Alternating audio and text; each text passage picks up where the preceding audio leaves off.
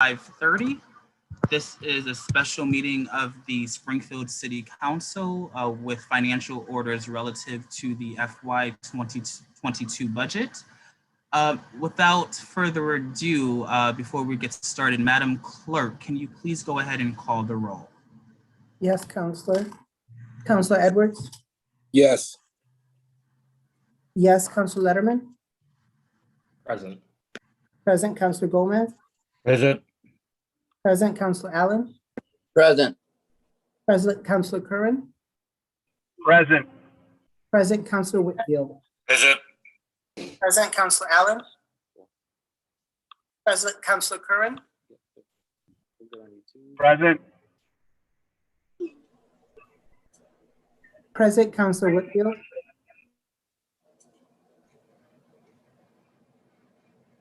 Good. Counselor Whitfield? Absent. Counselor Ramos? Present. Present, Counselor Brown? Present.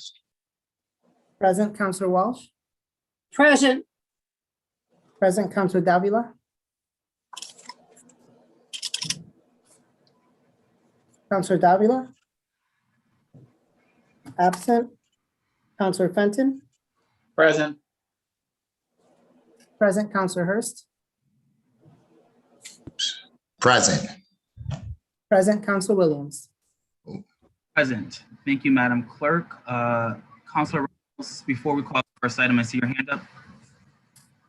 Yes, Mr. President, I'm looking through my email for a line item budget. If anyone has that, can it be forwarded to the entire council so that we're all looking at the same document? Looking for the line item budget for FY22. TJ, do you know if that's been sent out? Can Lindsay perhaps send that out to us? Yeah, it was sent out in the budget that was provided in the last few pages. That's a line item budget by department. Page 41 on that on the document we sent out when we released the budget.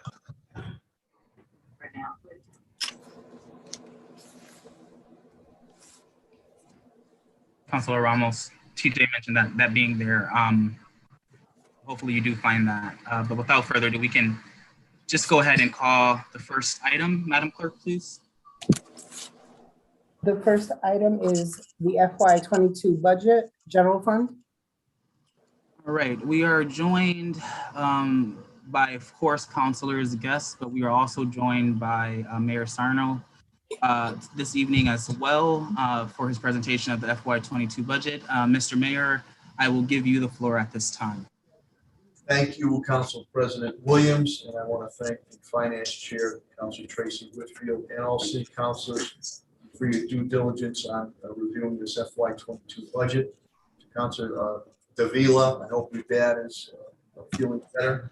Also, we have gone through surreal times. It's always difficult, but not impossible when it comes to budgeting in urban America, and we've been able to put together a budget that keeps core services going, does not have any layoffs, moves strategically on initiatives that benefit neighborhoods and business community and our residents.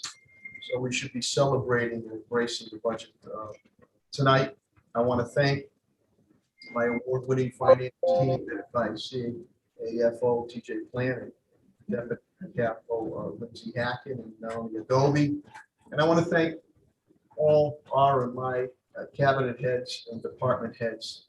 They've been tested and true through a number of natural man-made disasters, and we've been able to keep the city moving forward in these surreal past 15 months.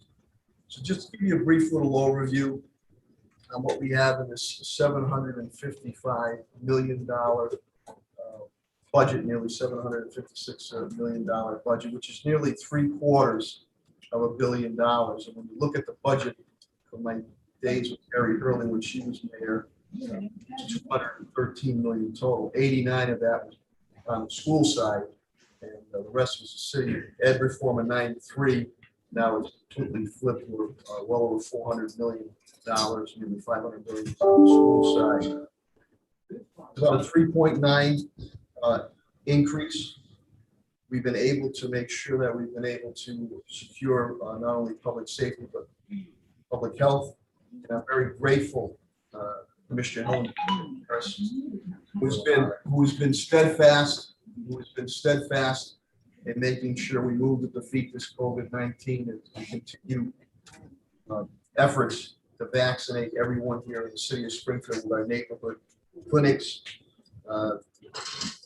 to defeat COVID-19.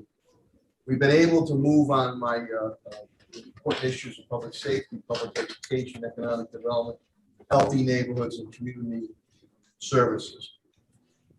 Because of the testament of our strong financial management, again, I think it's 13 years in a row we've won that independent award given by administration. We've been able to balance this budget for the 7th year now without using any reserves. We did face a deficit with the funds that came in. We've been able to plug that hole. We continue to have the highest bond ratings in the city's history, about $50 million also in reserve. And that's done all on the city side budget. That has nothing to do with the school side budget. Public safety, as you know, remains one of my top priorities. Under the leadership of Commissioner Clapprood, we continue to move forward on new academies to try to stay ahead of attrition, stay even with attrition. 40 new police officers look to move on the academy, which will move up to 429 officers and 512 sworn personnel. Again, I've always been big on quality of life issues, created the Ordinance Flex Squad, enhancing neighborhood initiatives, and C3 policing, which is very, very popular.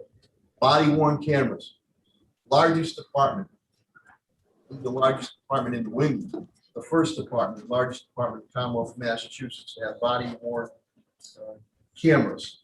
We've also moved to make sure that there's increased transparency and accountability.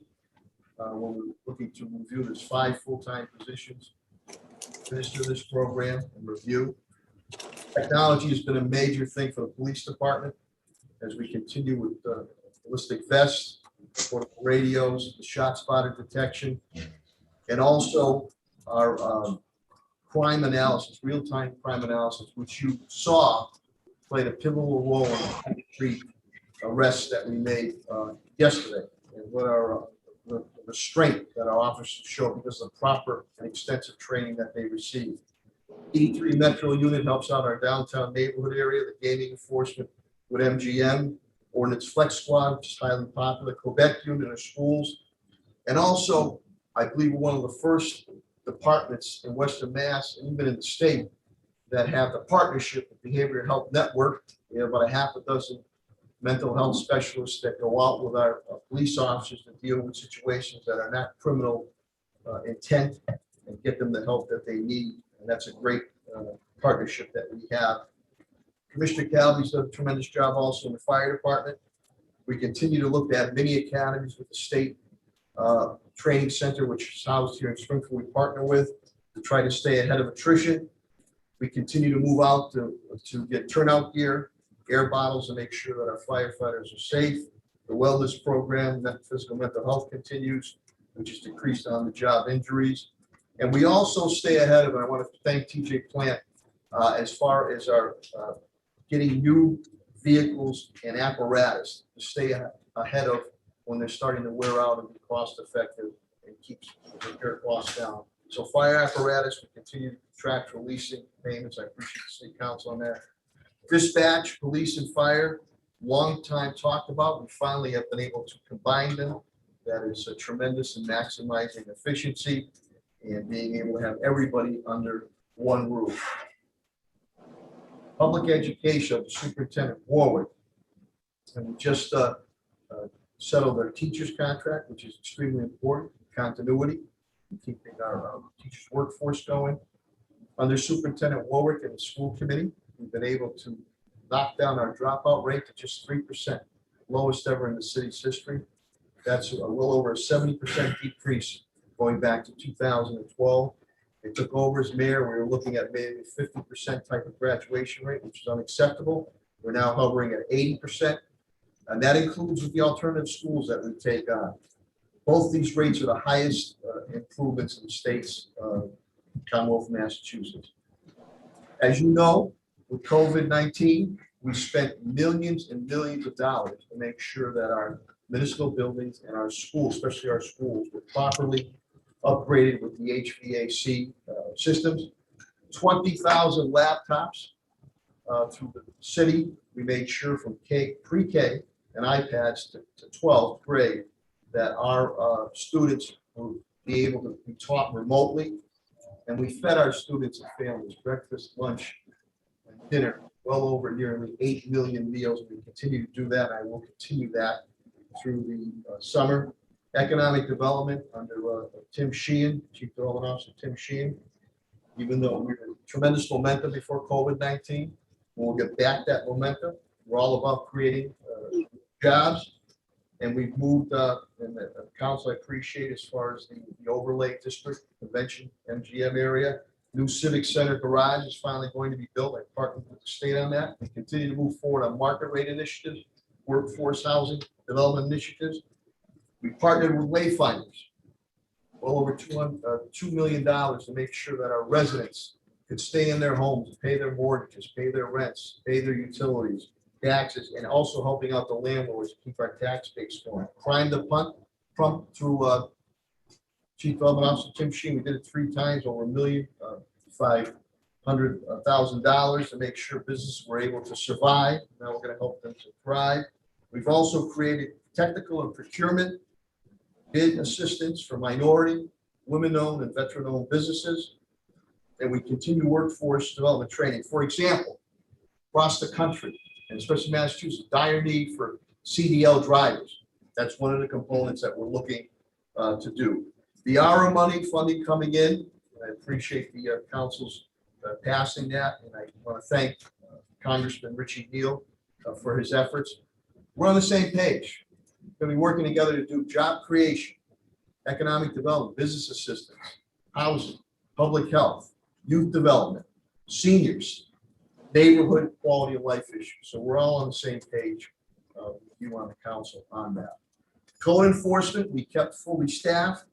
The building and housing code under the leadership of Building Commissioner Steve Desolette and Housing Code Director Dave Cotter. And we kept our Clean City Initiative, Mayor's Clean City Initiative going, which you know is very popular in the neighborhoods. DPW, popular thing, which I appreciate the council last year or a couple of years ago, the sidewalk crews continue. And we worked very hard for our restaurant district areas on build outs for outdoor dining when it came to street areas and sidewalk areas. Pat Sullivan on Parks and Recreation and Wizard of Oz. Here's another thing that might not seem sexy, but I know you guys and young ladies get the phone calls. Stump removal. I have funded stump removal now. So when trees are taken down, people are elated that we can be able to take the stumps out. Terrace maintenance programs continue. All our parks will continue to be maintained. Camp Angelina, Camp Star continues. Pools and splash pads, waterways, we're going to open them up. Again, if you have lifeguards, I've increased the salary now. We need lifeguards are needed all throughout the country. We after school programs, evening gym programs continue. The summer concert series, bringing that back. Movies in the park, highly successful. Our first one opened up with Juneteenth celebration with Remembering the Titans at Plum Park this past weekend. TJO, Pam Peoples does a great job. That's under the auspices of Helen Carlton Harris. They're fully funded, and we're going to help them with some more of their operations. That not only handles Springfield, but Chicopee and Holyoke. Health and Human Services, our Dr. Anthony Fauci, Helen Carlton Harris has really been the front line for me and each and every one of us. The main thing to defeat this COVID-19, to bring back complete public business and consumer confidence. We're going to continue in that through our neighborhood vaccination sites, doing it at events, which we did recently over the weekend. We're going to continue with our Vax Force, which has been noted by the preeminent African-American magazine, Black Magazine, Ebony, for what we're doing to reach out to disadvantaged populations, brown and black populations, on that to dispel misinformation. We also continue to move on the nursing front with Mr. Helen Carlton Harris. And as you know, I created the new Office of Racial Equity. Chris Mary Gonzalez heads that. And we also have a cannabis compliance program coordinator. as cannabis, recreational cannabis and cultivation continues to move here in the city of Springfield. Elder Affairs, and we're going to be reopening the centers August 6th, I believe, but in the meantime, we made sure that residents, seniors who needed meals were delivered their meals to their homes. Sandy Federico and team kept constant contact with our seniors. We would do themed car parades, events. Some counselors were there. I know Counselor Walsh, Counselor Letterman a couple times. We continue to move forward. Pre-COVID, I had a new bus that was bought and the van, so we're looking forward to utilizing them as soon as possible.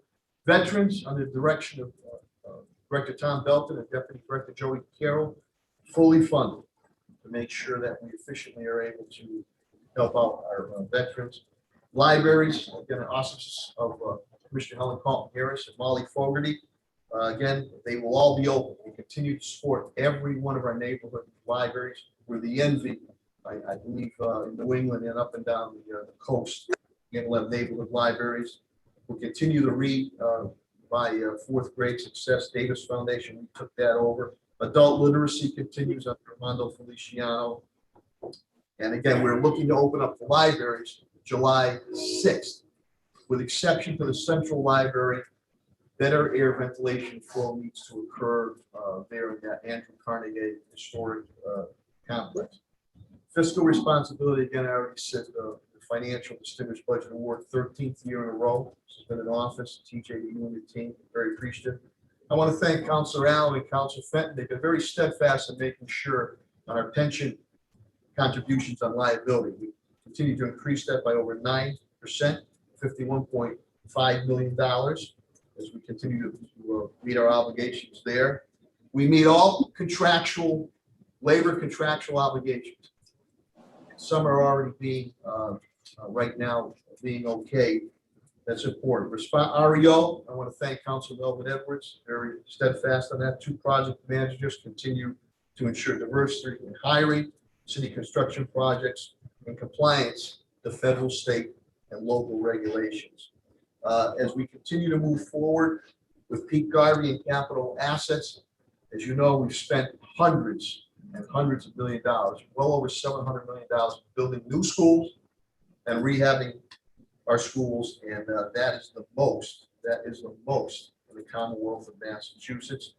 Again, with the ARA money coming in, working with the council, we're going to concentrate on economic development, job creation, small business, neighborhood quality of life, housing, seniors in a strategic way, much as we did right after the devastating EF3 tornado in 2011. With that, I got to once again thank Council President Marcus Williams and Finance Chair, City Councilor Tracy Whitfield, and the City Council for doing your due diligence on this budget. I know it is a strong budget. We have a lot to celebrate. A lot of other surrounding areas had service cuts and layoffs. We did no such thing because of the past and continued strong financial management that we have here. And we'll continue to work diligently. Again, I want to thank all my cabinet heads, department heads, all the way down the rank and file, who have been tested and true through a number of natural and man-made disasters. So I'm hopeful for your passage of the budget, and we'll entertain any questions that you might have, or comments with cabinet heads and department heads and lieutenants that are here, whether in person or via Zoom. And good health to each and every one of you and your families. Thank you very much, Mr. President. Great. Thank you, Mayor Sarno. At this time, I will open the floor up to councilors that have any questions or comments.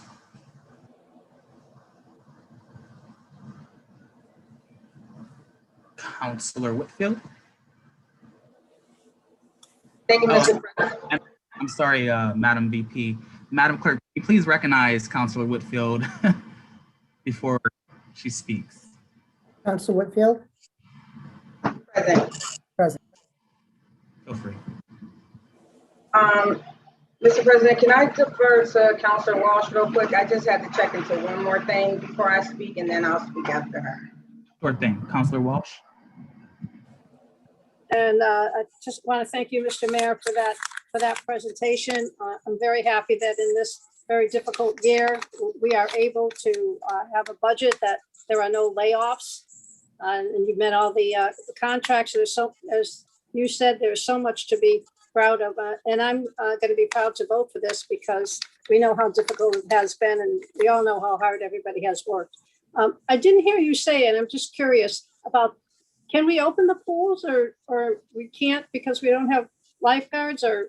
We're gonna be able to open, Pat Sullivan is working triple duty as we're trying to get more and more lifeguards. That's a phenomenon, unfortunately, across the nation. I have increased, and Director Sullivan is here, I have increased the pay substantially to get lifeguards, but we're trying to do anything and everything to make sure pools, waterways, we have the sprayscapes, obviously, be open, so we're doing a full court press, but that has been very difficult, and there has been an issue, as you know, across the nation, people coming or wanting to come back to work, and then a lot of training could not be done during the COVID-19, the height of COVID-19. We couldn't do the training that we normally do that in our interior pools.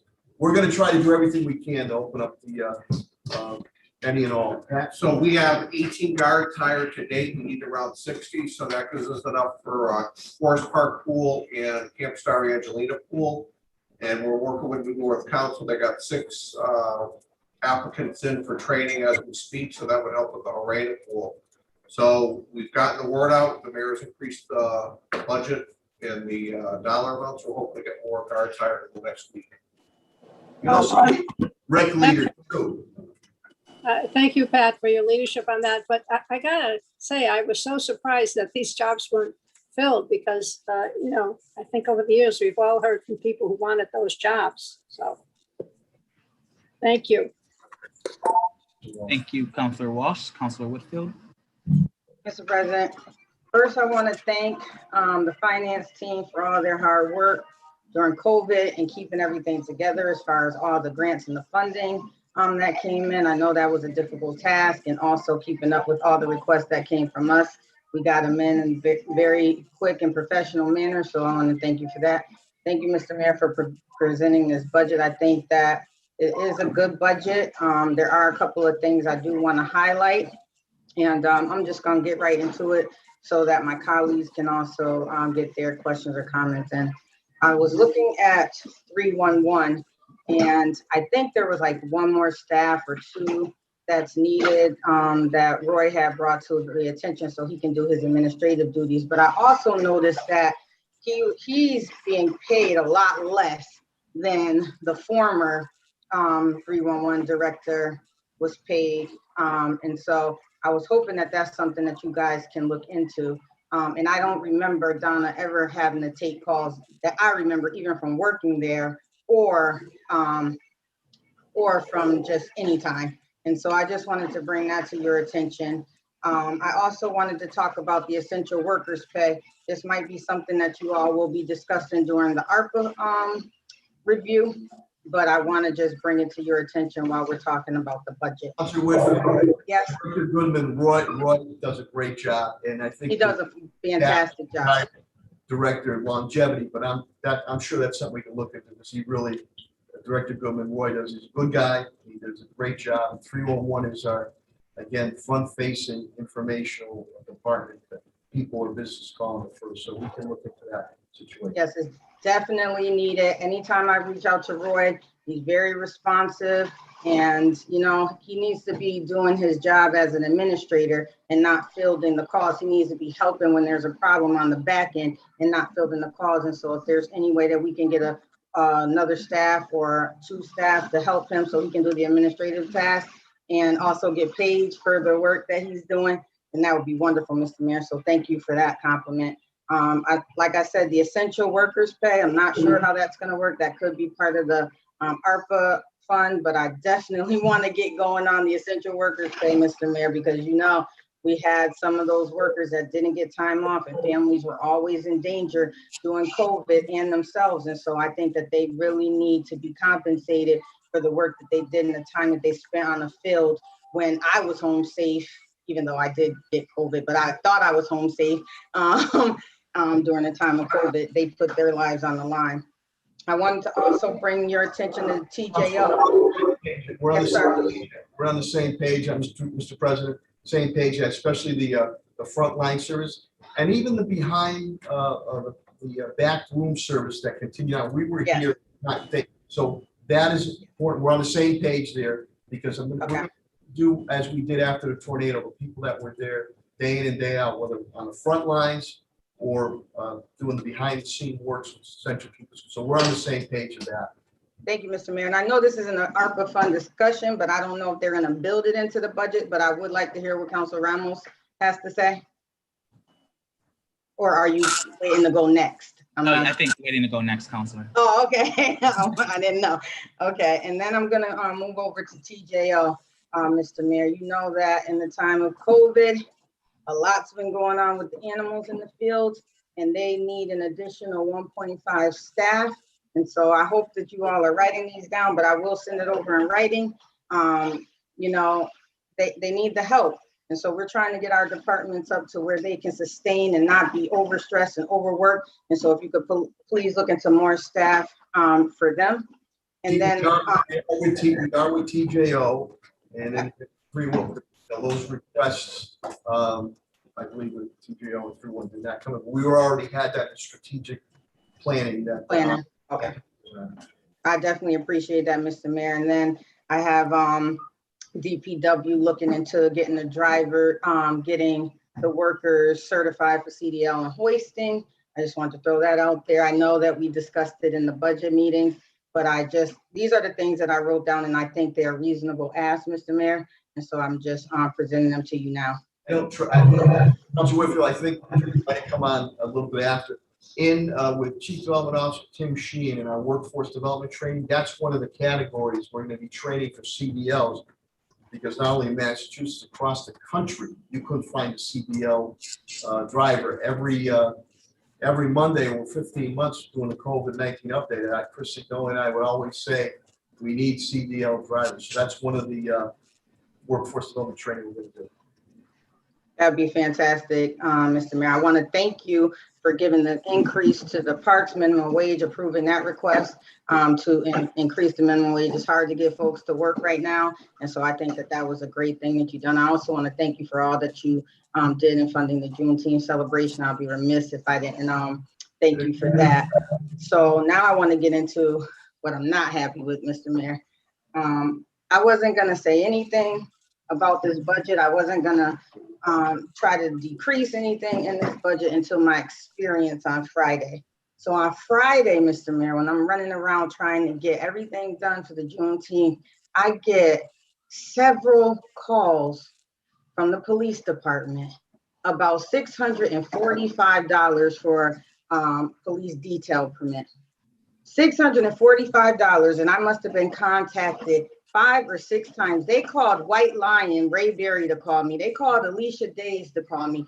And they called, it was just really, really overwhelming to get that amount. I'm sorry, it was Thursday, to get that amount of stressful calls when I have so much on my plate for $645. And if it was that super important, take it out of my city council check. I'll get reimbursed. But do not harass me over $645. It was unprofessional. And what I didn't see in the training list that was sent to me from TJ was customer service, because I'm still a customer. When I'm doing something, I'm still a customer. And that was unprofessional. And I don't know if it was personal. I don't understand why it was happening. And I'm just not happy with that. So, and time and time again, in the police budget, I see an increase to overtime. I see an increase to overtime. Police detail is a part of overtime. Police detail is a part of overtime. I don't mind paying it. I was going to pay it, and I have been communicating. It's not that I hadn't been communicating that I wasn't going to pay it, but I was harassed over it. $645, okay?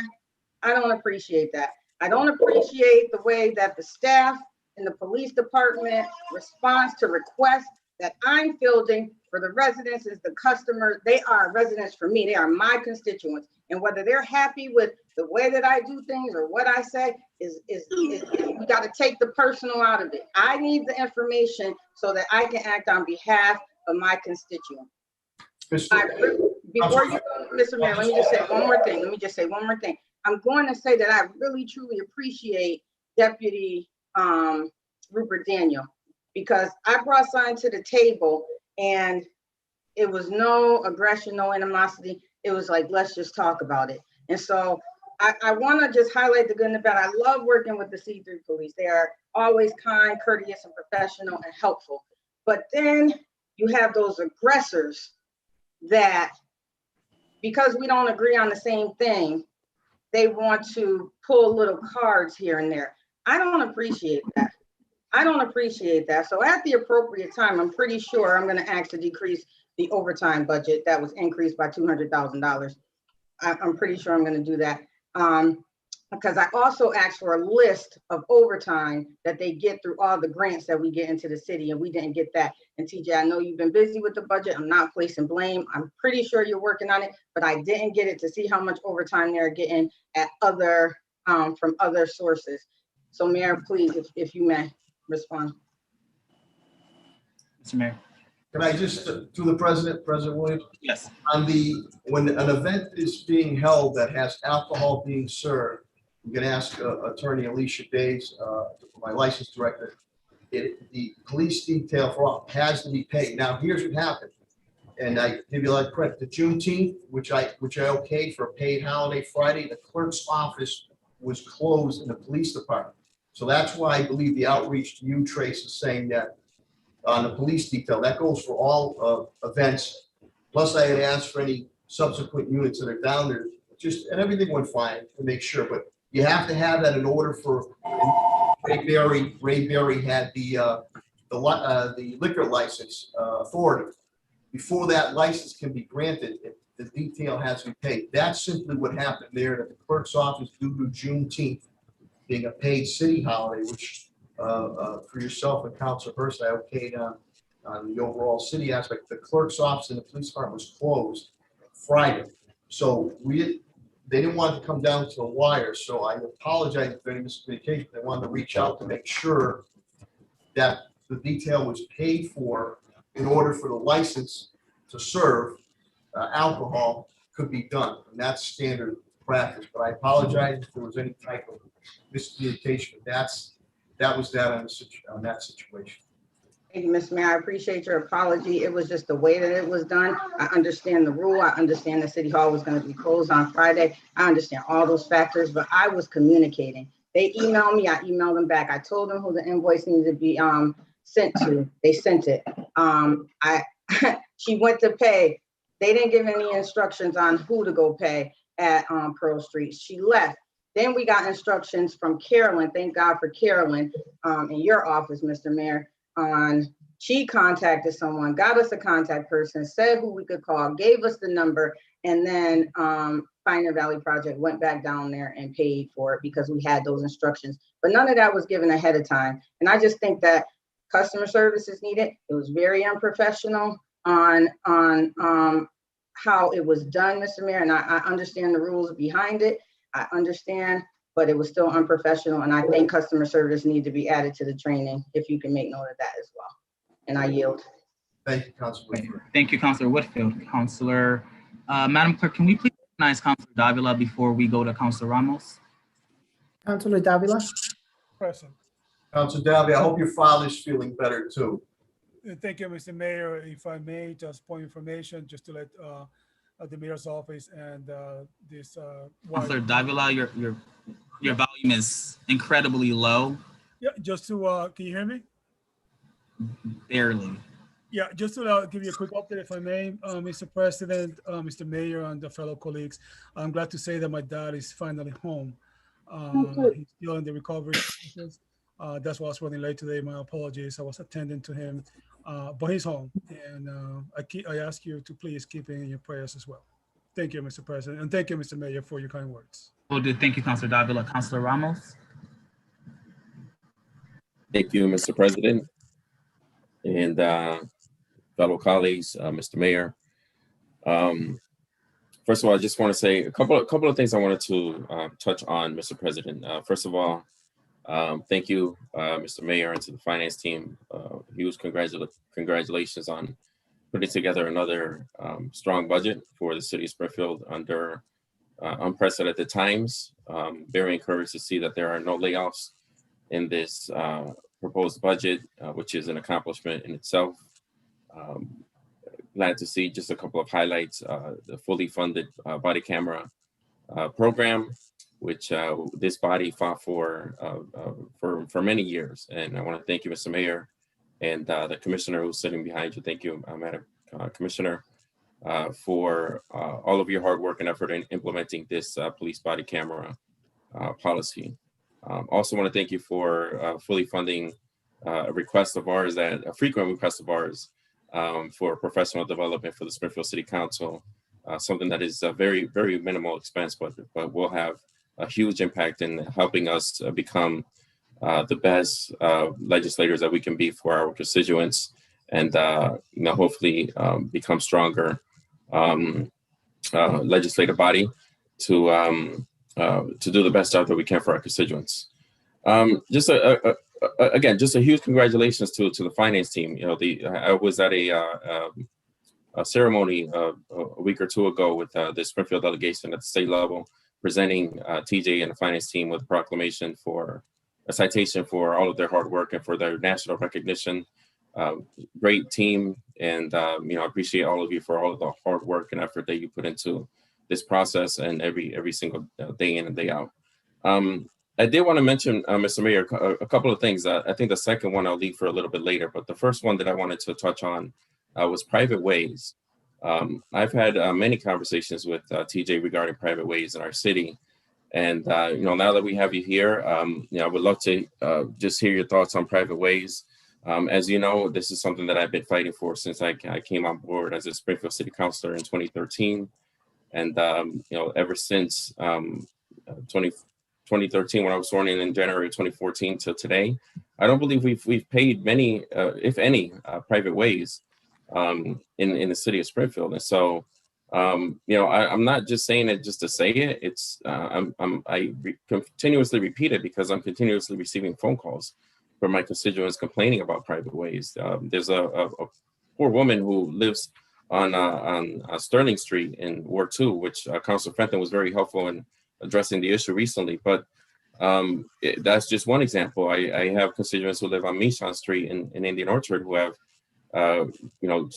repeatedly complained about the conditions on the roads. And if you could just imagine for a second, if you pay $250,000, you pay $250,000 for a house, and you're told by the developer that that street is going to be paved, and then 6 years later that street is still not paved.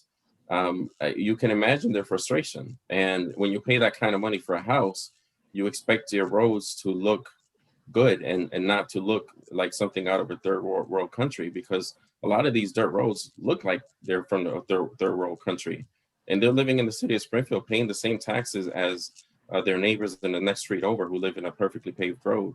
So please understand the frustration that they are experiencing on a daily basis when they walk out to their cars, when they have to wash their cars daily because of the dust that is kicked up by the dirt roads.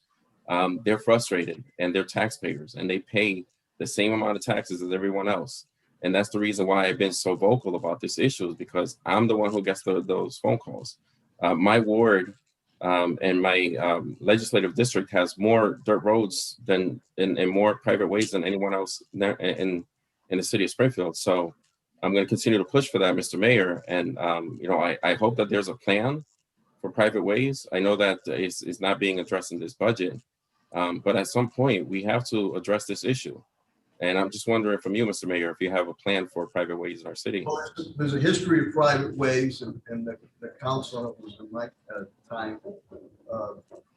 Many years ago, the council was allowing these, not this recent councils, allowing these pork chop lots, this going back to the 80s and to the 90s, where developers could build homes and they didn't have to do upgrades on roads. So many of these people bought these houses, closing whatever attorney they had, let them know or didn't let them know. So that's a history of that.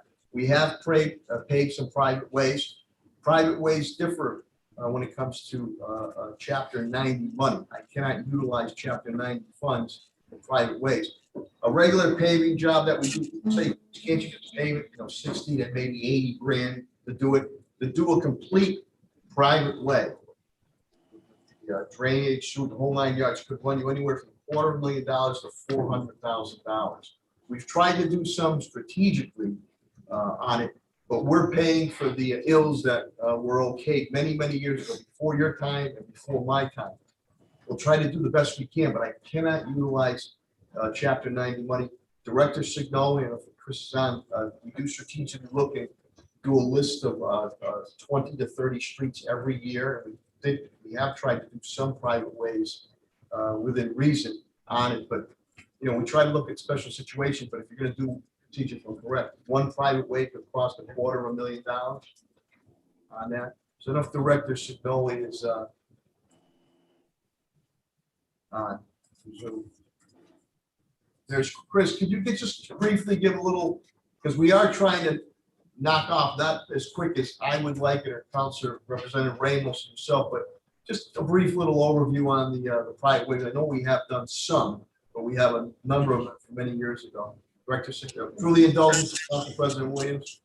Chris, please. Yes. Mayor, thank you, councilors. As I said at our budget hearing, we probably have a liability of somewhere between $25 and $30 million for all of the private ways in the city of Springfield. And many of those roads were developer roads that were just never finished. So, whenever I hear developers and residents talk, or especially developers talk about the city is going to be coming and showing up and is going to be paving the road, a lot of these residents buy it and really shouldn't, because there hasn't, we're not coming behind them to fix a lot of these roads. When we put with your help, Councilor Ramos, put together the ordinance of making sure that developers do pave the streets when they're doing work now, is what we've been doing since I got here in 2010. So anybody who's doing one house, two houses, three houses on a private way has to comply. But the real issue that, me and TJ discuss this constantly, about the funds for private ways, and it basically comes down to, a 100% funding issue. And as I've said before, where I would start is the roads that are in the best shape versus the ones that are in the worst shape, as the mayor was talking about before. So, it's basically a funding issue where we have to find money. The state is never going to participate, in my opinion, is never going to participate simply because of it's not a public way. So it's basically going to be a city problem. And I think I want to say 2014 or 15, we might have done $1 million worth of work on a bunch of roadways. And I know we did some in 16 acres, Pine Point, and some in Indian Orchard. But it is a huge liability to the city. Thank you, Chris, and thank you, Mr. Mayor. And I do appreciate the challenges. The biggest challenge is the fact that this predates all of us, and I understand that, which is why, as Chris mentioned, I put together the ordinance, and I want to thank my colleagues for supporting it to make sure that this doesn't happen moving forward. And I understand the challenges about using Chapter 90 money. In fact, the legislature is going to be, or the House is going to be voting on Chapter 90 tomorrow. And, I do understand the fact that we cannot use Chapter 90 money, which is why I'm asking the question, what's our plan? Because there are other pots of money. And even though we're limited as to what sort of money we can use for private ways, there is money available. And there have been pots of money that are coming before the city council that we put towards other uses that could have been used for private ways. And just as an example, just last week, we put $5.5 million in free cash into the general fund, when that is one pot of money that we could have used for private ways. And we continue to do that every year. We put money into, and I appreciate the fact that, yes, we have to put money into some of that money into the general fund. But if we can take $1 million here, $1 million there every year and put it towards private ways, we can start putting a dent into this long list of private ways that need to be paved. And so I'm just wondering what the plan is. I know that we can't use Chapter 90, but Mr. Mayor, do we have a plan for private ways? And if so, how can I help? Well, I think, again, when we did in 2014 or 2015, I think TJ, Chris, we picked up 4 to 6 strategic private ways that we were able to do. Maybe we can do the same thing again. But that, And we'd have to have Chris look at, say, what are the ones that really need to be, or ones that could be moved up quickly. And then we could look moving forward during the years. I mean, you're talking about a huge liability here. We're paying for the sins, or I don't want to say sins, the decisions that were made way prior to before our time. But I think maybe if we use the strategy, we work with the council, Representative Ramos, that we did in 2014 or 25. I think we did 4 or 6 of them. I can't remember exactly. Pine Point, the Orchard. Chris, what other area? We had Pine Point, the Orchard, and There were six roadways that were basically built bottom up. Pine Point, the Orchard, and 16 acres. Okay. Separate from that, there was $1 million. I mean, it may have been 750 or 800, but we did pave a number of private ways in 2013 and 14 as well. The 6 that you're talking about, Mr. Mayor, were basically dirt roads that were built up from nothing. Berry Street, Cabinet, and a few others that we did as well. So, and that's the huge difference is that, you know, as you said, is, you know, $250,000 versus doing, you know, 20 or 30,000. We want to get as much bang for the buck as possible. So if we were to look through a CFO TJ plant, the strategy we used in 2014, 2015, maybe with a combination of some that were, I don't want to say easy fixes, but less money. And then we had, Chris, was either 4 or 6 major roadways. There was complete reconstruction, am I correct? Correct. Yes. Maybe we could look at something like that. Yes. That would be greatly appreciated, Mr. Mayor. Thank you. And then I would instruct Director Sidoli and TJ, CFO TJ plant to work with you and to see if we can grab a couple here and there, and maybe we strategically look at other areas. But we'll have to, I don't want to say nickel and dime it, we'll have to do like we did in 2014, 2015, and try to do it that way, try to knock it down. Absolutely. Thank you again. I know Chris has your list. Am I correct? He does. Yeah. Yeah.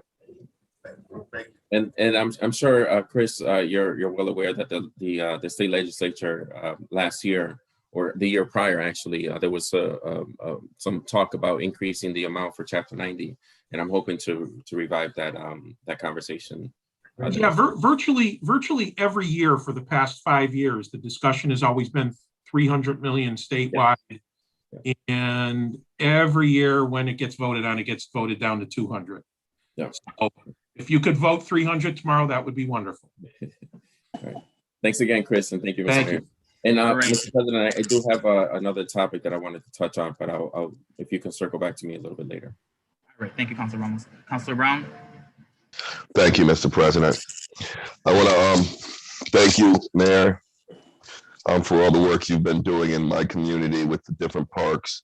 I just have a couple questions.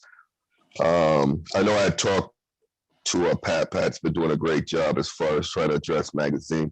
I know we had something with CPA. We're going to try to do sprinklers. Is there something we can definitely do to get Magazine Park? I mean, we got every other park we got going. They're looking great. Sam Bowden's looking great. Can we get something at Magazine Park?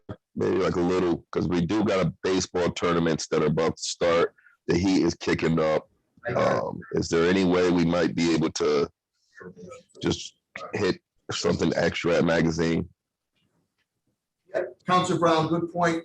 I just spoke with Director Sullivan and CFO TJ Plant. I mean, being an old ball player, fields are very, very important. I did not realize, I mean, spoke sprayscape. I know I can have one there. This is about the irrigation then of the field area. Am I correct? The baseball, softball field area there? Yes. Okay, so we can, I know Pat will follow with Mr. Plant on that. Because there is a lot of activities that go on there. That's sort of the field that's used by a lot of neighborhoods who are on the fringe there, and a lot of events go on there, especially Little League play. And So we can look into that too. Yeah, that's just for the irrigation.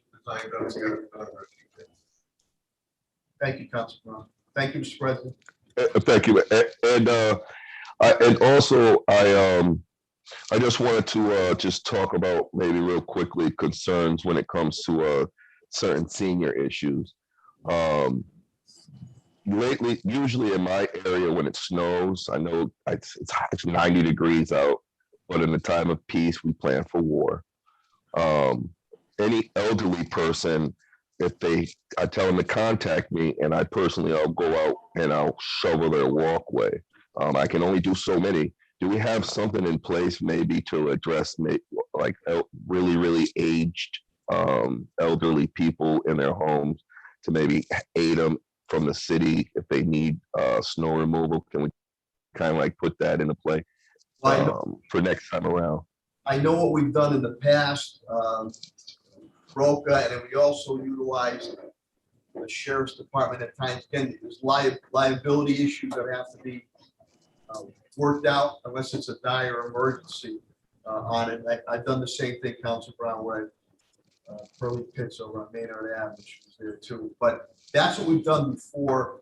That can be looked at again, but there has, I think we had, Pat, did we have sign-offs of liability? We did.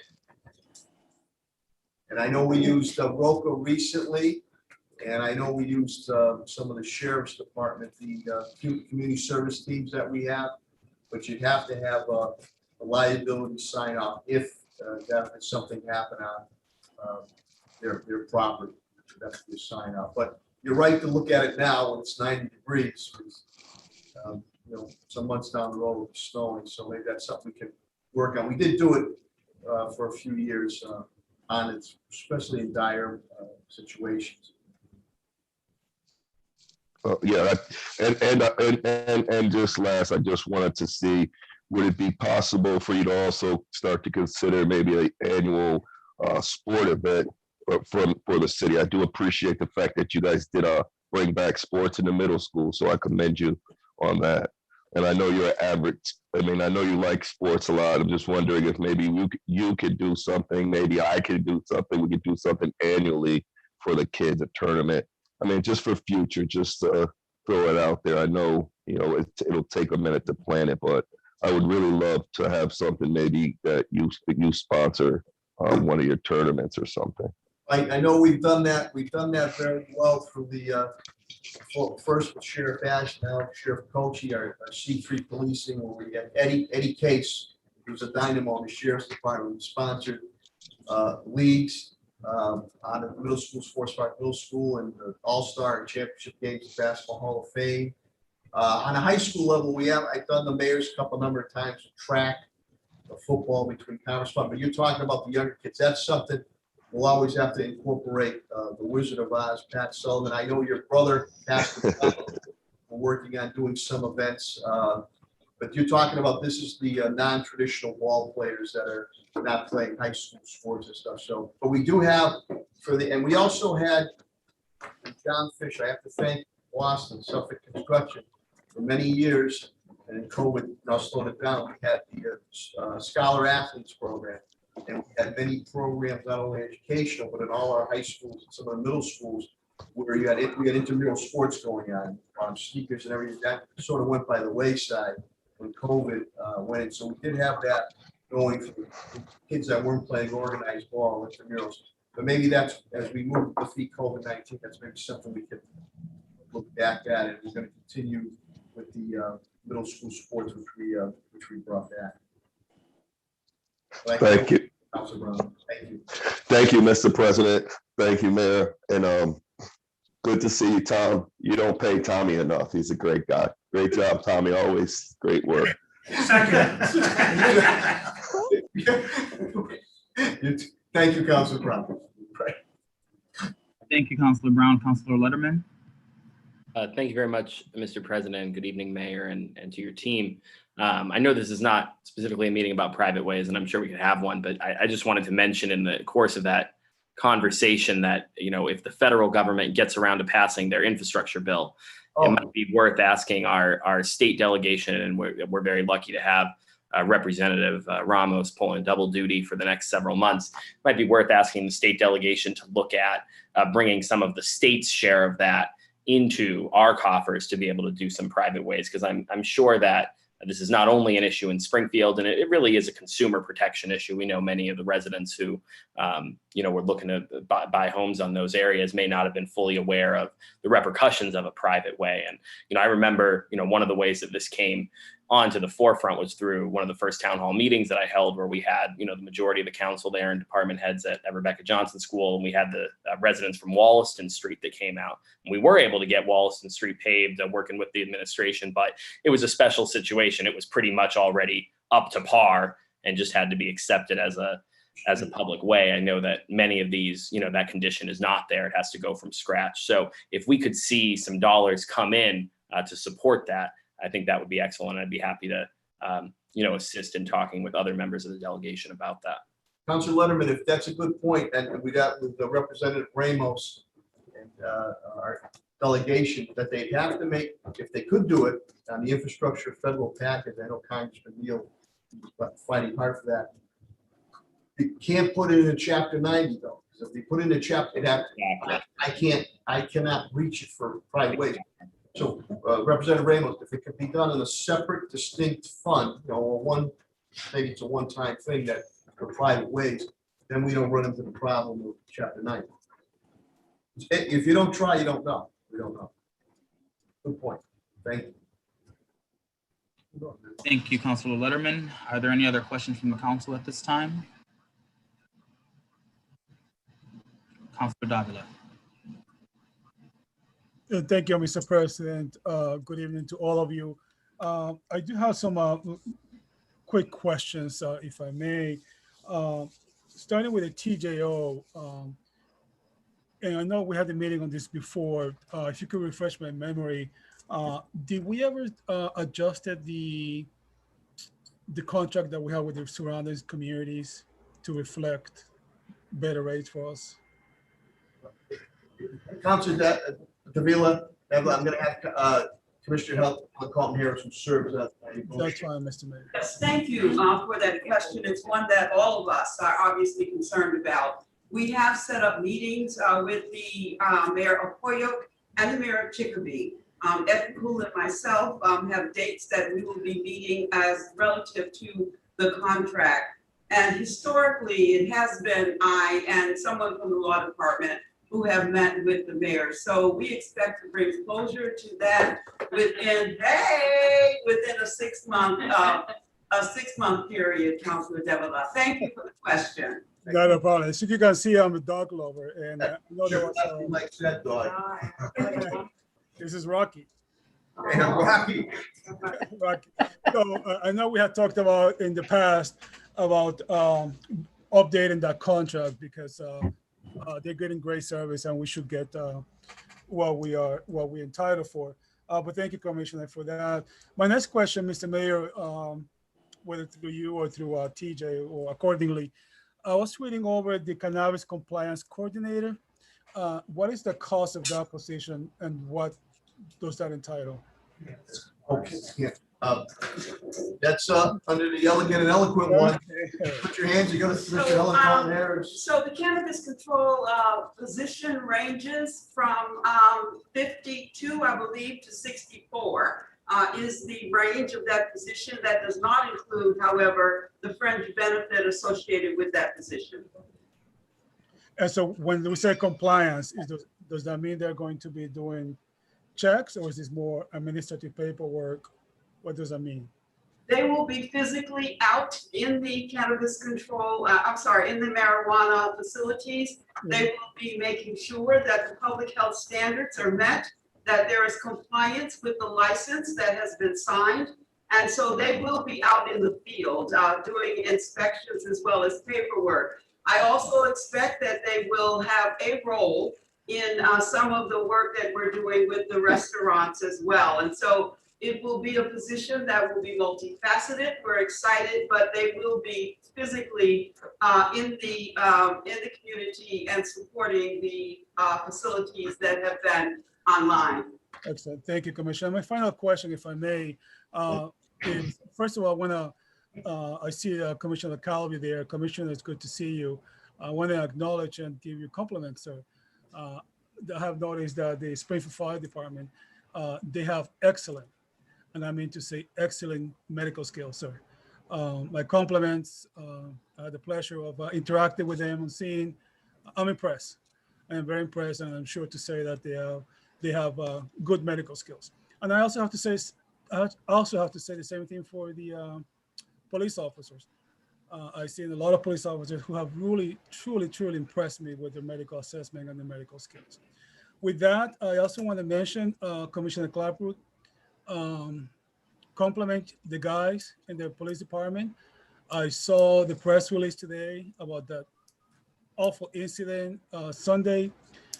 I recognize and give due respect and due kudos that the officers show a lot of restraints. A potential deadly situation was handled beautifully. So I want to publicly give you my compliments and the compliments to the Springfield Police Department. Thank you, Council. That being said, Mr. Mayor, TJ, it is my obligation to ask you this question with the shooting range. I recognize that, as I said before, the shooting range is a need, it's not a want. They need that. TJ, you have explained to me the rationale behind it before. I get it. Although I fundamentally disagree, but I'm not the mayor. You are. And I truly believe that,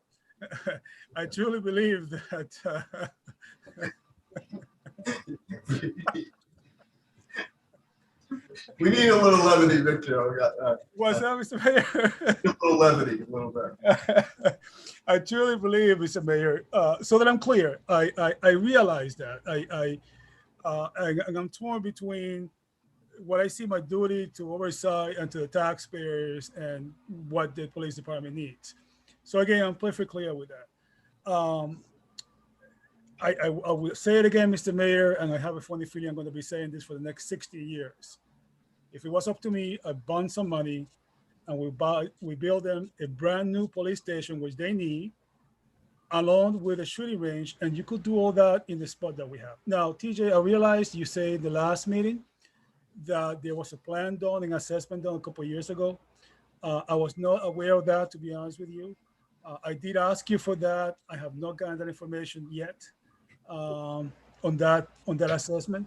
I can only make decisions based upon the information that I have in front of me, and I will do so accordingly. I realize that this pandemic has really thrown everything for a loop.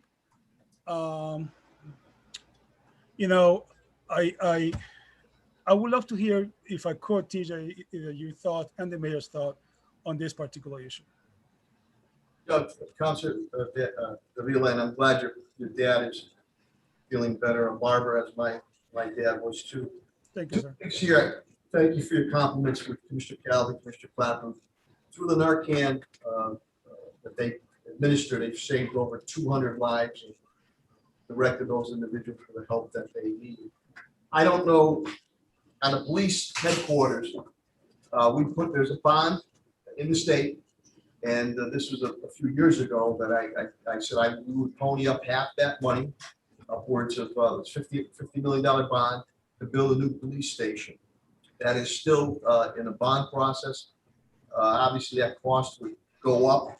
It doesn't look like it's on the horizon immediately. TJ will get into the study that was done about the shooting range, which had to be done. We looked all over. We found a unique property, and you highlighted in your opening remarks.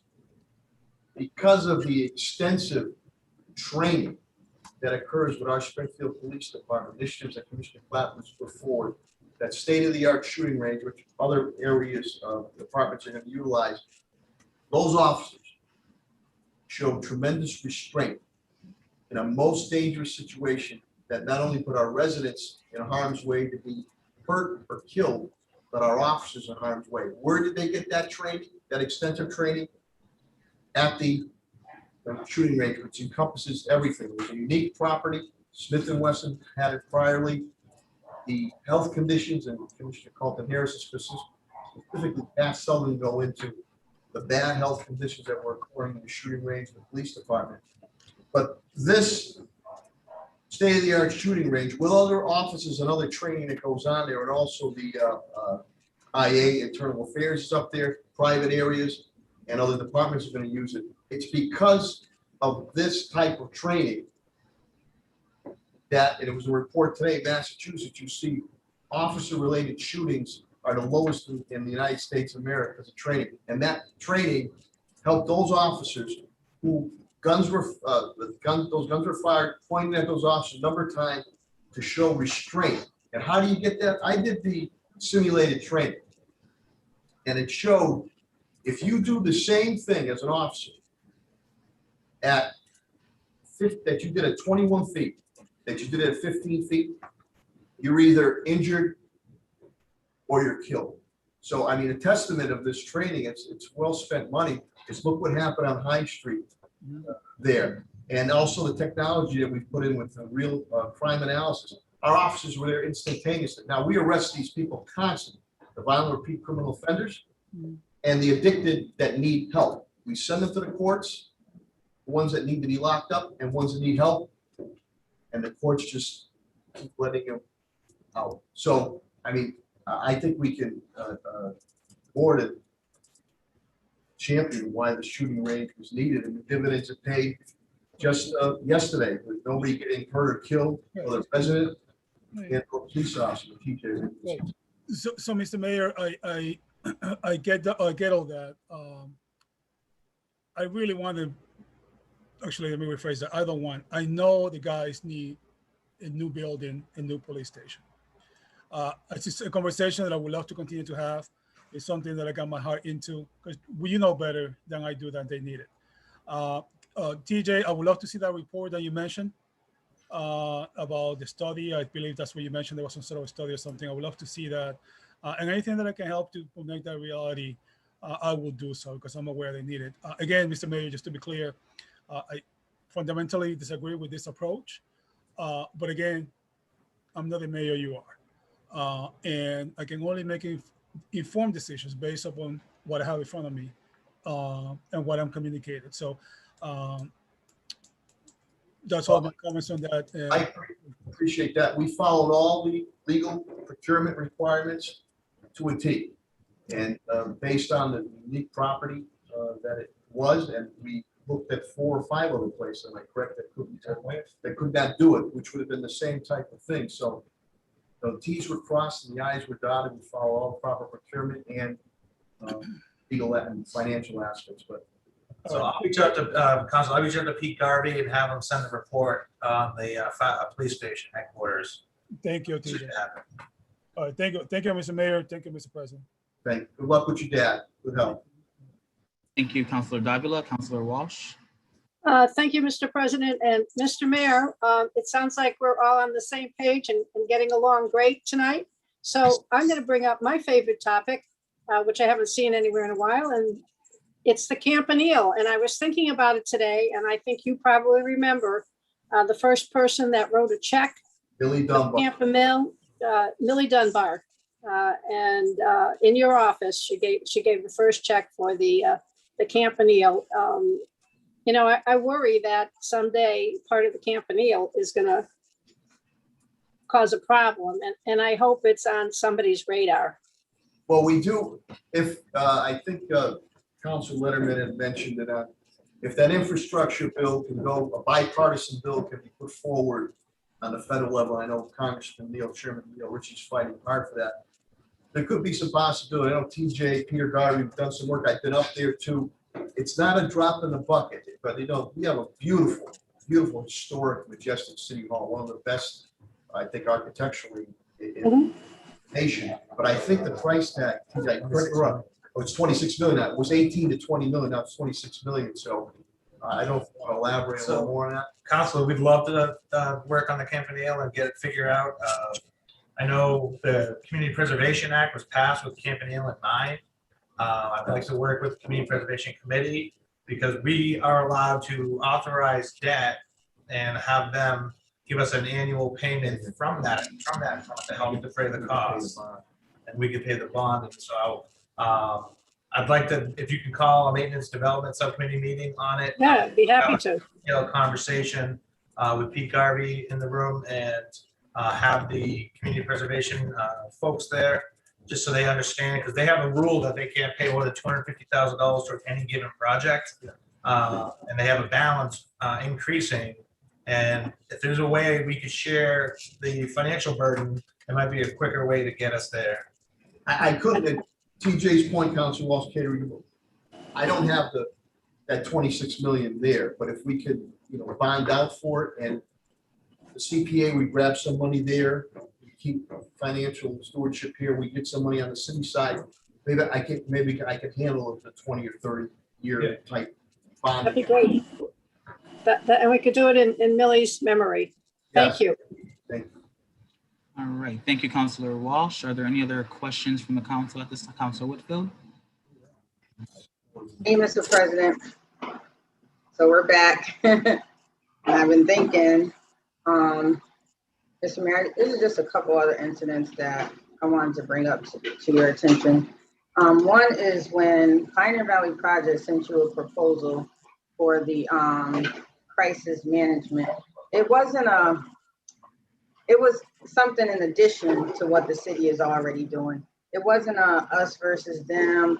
We want to take over Hub and Core. We want to do anything different. I mean, we want to take it over and do something different. It was in addition. And the reason that Pioneer Valley came to the city for $250,000 was because, and Councilor Ramos gave me this information that for the implementation stage, the city can be reimbursed 100%, or the municipality can be reimbursed 100% of the startup cost. And then over 3 years, 85% of the cost of the program can be reimbursed, but it has to come through the municipality. They have to apply for the reimbursement through the state. But we didn't even get that far. You sent the request to the police department, and then there was a response back, and it wasn't a good response. We're not on attack. We're not trying to take anything over. We're trying to enhance services for our city. And this is about mental illness, mental health and wellness, Mr. Mayor. And so I think that anytime we have the opportunity to discuss additional services for the residents in the city of Springfield, we should take that opportunity and sit down and have these discussions.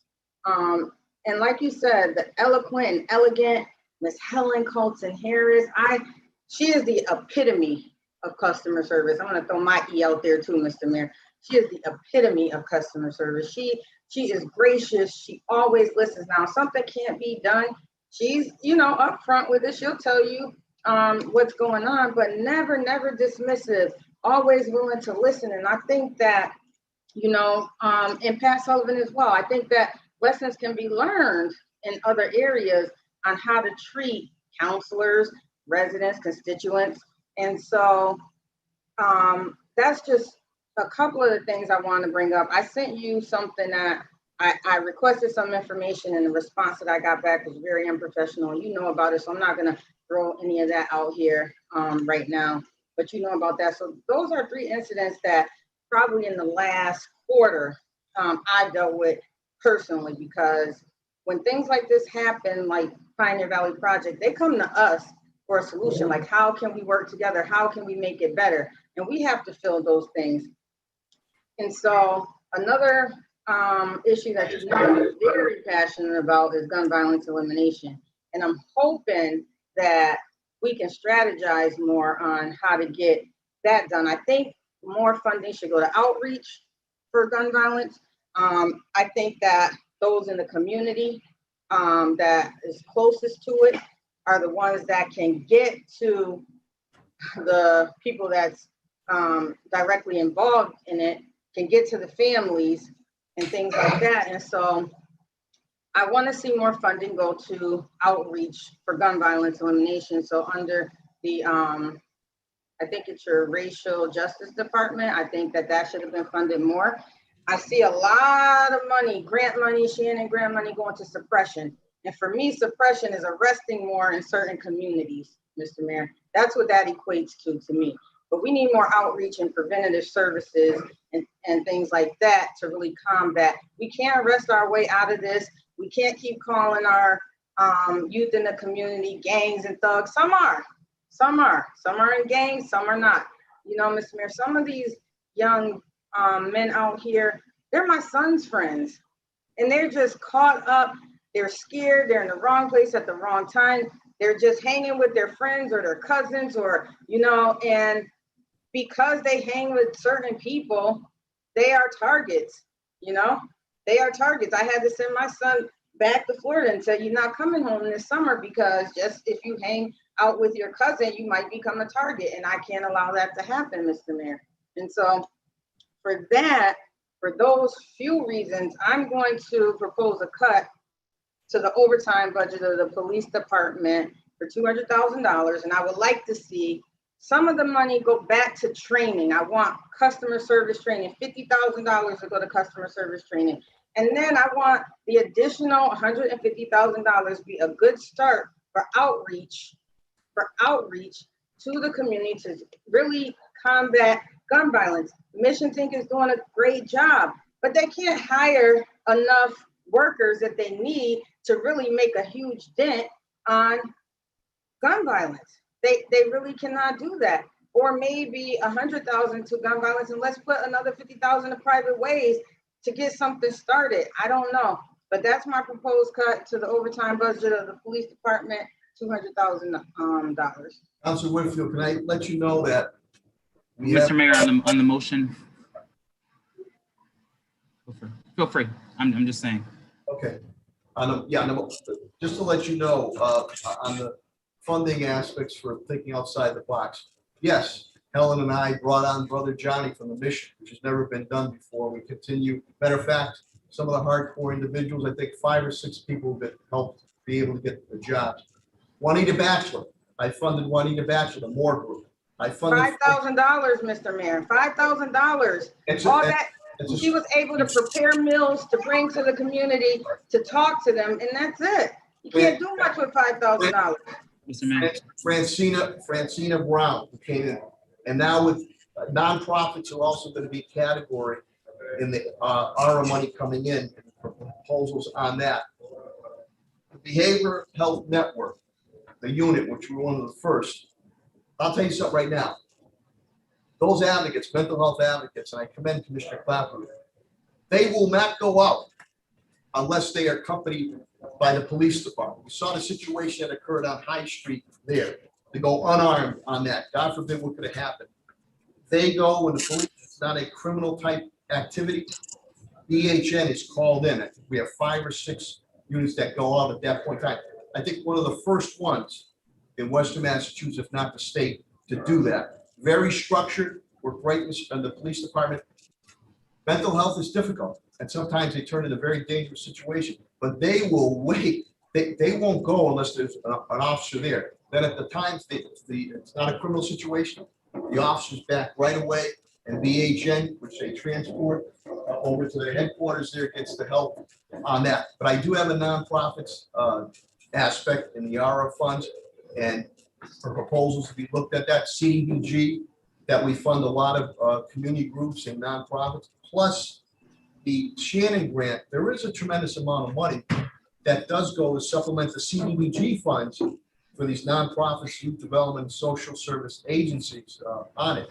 As far as the OT, many a times that'll go to when you get calls from the constituents saying, we have a hotspot issue going on there. That's how Commissioner Clapper was able to fund, get the man and woman power out to those areas. So I don't think it's wasteful spending at all. I'm going to continue. DJ has it in my proposal. There's a nonprofit sector there for proposals that you can put in. These other entities were not funded. I mentioned we're not funded before. They look for funding. I funded them. Now it's a start, and we can continue. And when you're funding, also like a small business, I did straight grants. But when this here, if we're using CDBG funds, other funds, you have to prove that there's an outcome source that is occurring, a positive outcome. So if not, we get audited by HUD and CDBG, as you know. And if they're not producing, there's a loss of funds there. So listen, I came from the old South End Community Center, and we were very unorthodox in reaching out to some, hardcore borderline juveniles as I did my days with the District Attorney Bill Bennett. So I'm open to that as long as it's structured, but we are doing some things already. And Brother Johnny and the mission behind the scenes have done a very, very good job quietly on the streets. I spoke with Brother Johnny the other day. I think, Helen, I don't know if it's 5 or 6 people who helped get jobs. And these are more hardcore people on it. So, you know, little by little, but we're on the same page when it comes to youth development. I think we can, I hope we can come to creative ways, Mr. Mayor, that when suggestions are submitted to your office, that they're not dismissed, but maybe we can do better at having conversations. I appreciate officers going out with to talk about, to help with those cases that really need the police protection, but there are some out there that do not. And I think the program that you have with BHN always requires officers to go out. This particular program does not require that, but to get the funding, Mr. Mayor, from the federal government, from the state, it has to go through the municipality. And I think that's the only conversation that Pioneer Valley Project was trying to have with the administration. Yet the response that we got back is we have a program that's better than the Cahoots program already going on with Hub and Core or whatever other programs the city is in partnership with. So I just hope that we can do better with our communication. And I still want to see customer service in the police department, because the customer service with some of the officers isn't right. Like, for example, and diversity and implicit bias issues. For example, we had great officers at the Juneteenth. We had great officers when we painted the Black Lives Matter mural, but we had a couple officers that walked away and didn't engage at all, and they were white. Everyone else was engaging. They were engaging, Mr. Mayor. So why is that? Why is that? That should not be happening. Like, this is all of our community together.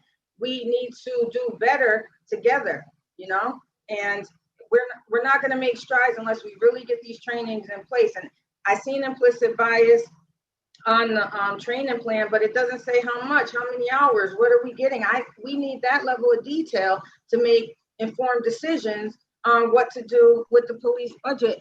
And every single time the police comes back to us, or TJ comes back to us for overtime, we never say no for the police, but they also got other grants and other pockets of money that they get overtime from. I want to know what that's being used for. And I just want to give an additional compliment to the deputy that came to the budget hearing meeting. Very nice, very informative, very just told the truth. That's all we want. We just want communication and the truth. So, and TJ, what's his name? The officer that came to the budget. Deputy Daniels. The finance. Deputy Daniels, Rupert Daniels. No, the other one. Yeah. And he explained that grant that the Deputy Kent. Yeah, Deputy Kent. yes, Deputy Ken. He was great. Like, that's the level of service that we're looking for, that they gave. That's it, nothing more. If we get everybody trained to that level, it'd be great. It'd be great. So I'm just asking for more money put toward training to the trainings that really, really make sense. Thank you, That's on the motion. The motion is still out. Councilor Davila on the motion. So I do have another point, but not on the motion, Mr. President. Can I just say something on that, OT money? Mr. Mayor, yeah, please, Mr. Mayor, we're trying to just move it along. Feel free. Just keep it brief. Special details go out as far as we're dealing with the dirt bike situation. Those are special details, and also with the fireworks. Those are special OT deals, overtime deals. And also we utilize the Eye in the Sky, the state police helicopter. So that doesn't take away from regular coverage in all our neighborhoods. Those are special overtime details, fireworks, and especially the dirt bike details. Thank you, Mr. President. Thank you, Mr. Mayor. Councilor Fenton on the motion. Thank you, Mr. President. I have two comments. The first is that I believe last year we cut this same exact amount by a majority vote of the council out of the overtime budget. And I'm wondering what results we saw from that action, and if it achieved the intended result. I didn't support it back then because I didn't believe in the logic that was described, and I never saw any fruits of that effort. And when I take a look at things like the video that was circulated not too long ago from an incident on High Street, it becomes really difficult for me to understand the causal or logical connection between some of the things that Councilor Whitfield was talking about and others on the council, and how that relates to cutting the overtime budget. And so I don't see the causal connection. I understand that there's work to be done, and I don't dispute that people may have issues with customer service, but I don't see how that results in us justifiably cutting $200,000 from the police overtime budget. So for that reason, I intend to oppose it. Thank you, Councilor Fenton. Councilor Davila, if you can indulge me, Councilor Hurst hasn't spoken yet. Without objections. Thank you. Thank you, Mr. President. I think to Councilor Fenton's point, you probably wouldn't have seen any drastic difference in terms of what occurred and the potential correlation between cutting overtime and increased training with our police officers, because the money didn't go from overtime to increased training. We don't get to dictate where the money goes. So I would support what you're saying if the mayor, and vote against what Councilor Whitfield said, if the mayor just adds more money to training. That's a simple solution because we need it. And if you break down TJ's numbers, these folks don't get a whole lot of training. They just don't on the issues that matter. On the issues that matter, where we desperately need them. So I will support you, Councilor Fenton, if Mr. Mayor is willing to put that money where it needs to go. In addition, Councilor Hurst, I haven't seen that commitment. well, when you do training to the president, Mr.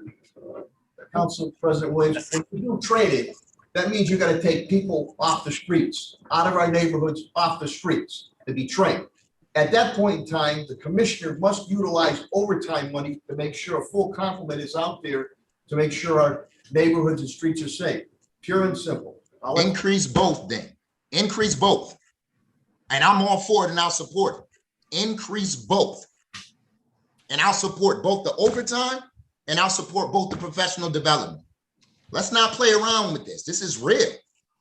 Listen, councilors, I'll be more than happy to do that. Anything that goes to refunding the police, I'm fine with. So, but I'm just trying to explain, when you look at departments, as you know, when you're doing training, you have to make sure you have a full complement on the streets in the neighborhood. So when you pull that complement, that brigade out, you have to supplement that with overtime funding. That's all. But I think your point is well taken, and I agree with you. I'm in favor. I just want to, let's just increase both where we know we need it. And I will support both. I'll vote against Councilor Whitfield's motion, and I'll support additional money to the overtime and additional money to professional development. Otherwise, I'm going to support Councilor Whitfield's motion. Councilor Hurst, I just wanted one comment is I actually had a conversation with the commissioner this morning. We talked about a bunch of things, obviously the training and stuff that I sent along to the council, but we're also talking about committing to even looking at not the Cahoots program necessarily in and of itself, but as the more I'm digging into our own BHM program and then the recommendation of looking at Cahoots, there's more of a chance to look at it, collaborate, figure out what model actually works best for us. In addition, I have no problem coming up with additional funding for our police officers, especially if we can link it to outcomes that we're looking for. We pull out, our officers get 40 hours a year of in-service training. That's a fair amount of training. Now, it may not be in all the areas that you want at the time, but it's also dictated heavily by state law and state reg. So I'm fully committed to identifying additional funds over the next couple of months to implement all of this, because I think the city, would only benefit from reduced gang violence and doing a lot more in terms of mental health, when we're dealing with that. So I will absolutely make the commitment that working and collaborating with Commissioner Clapwood, I think we're going to make a lot of progress in these areas. Councilor Hurst, TJ, if I may, I know the VHN is now being copied in other cities and towns. West Side just picked up on our model, and Attorney Talia G, our Chief Diversity and Inclusion Officer, and Talia, good health, the baby anytime now. She's still working. She reminded me that her and Ed Pakula have continued to do diversity training and legal updates during in service. That has been cut back a bit because of COVID-19, but she said she's going to be circling back with Commissioner Clapton to start it back up again. So thank you, Attorney G, and good health to you and baby Carter to be too. Thanks for that. All right, thank you, Mr. Mayor. Next we have.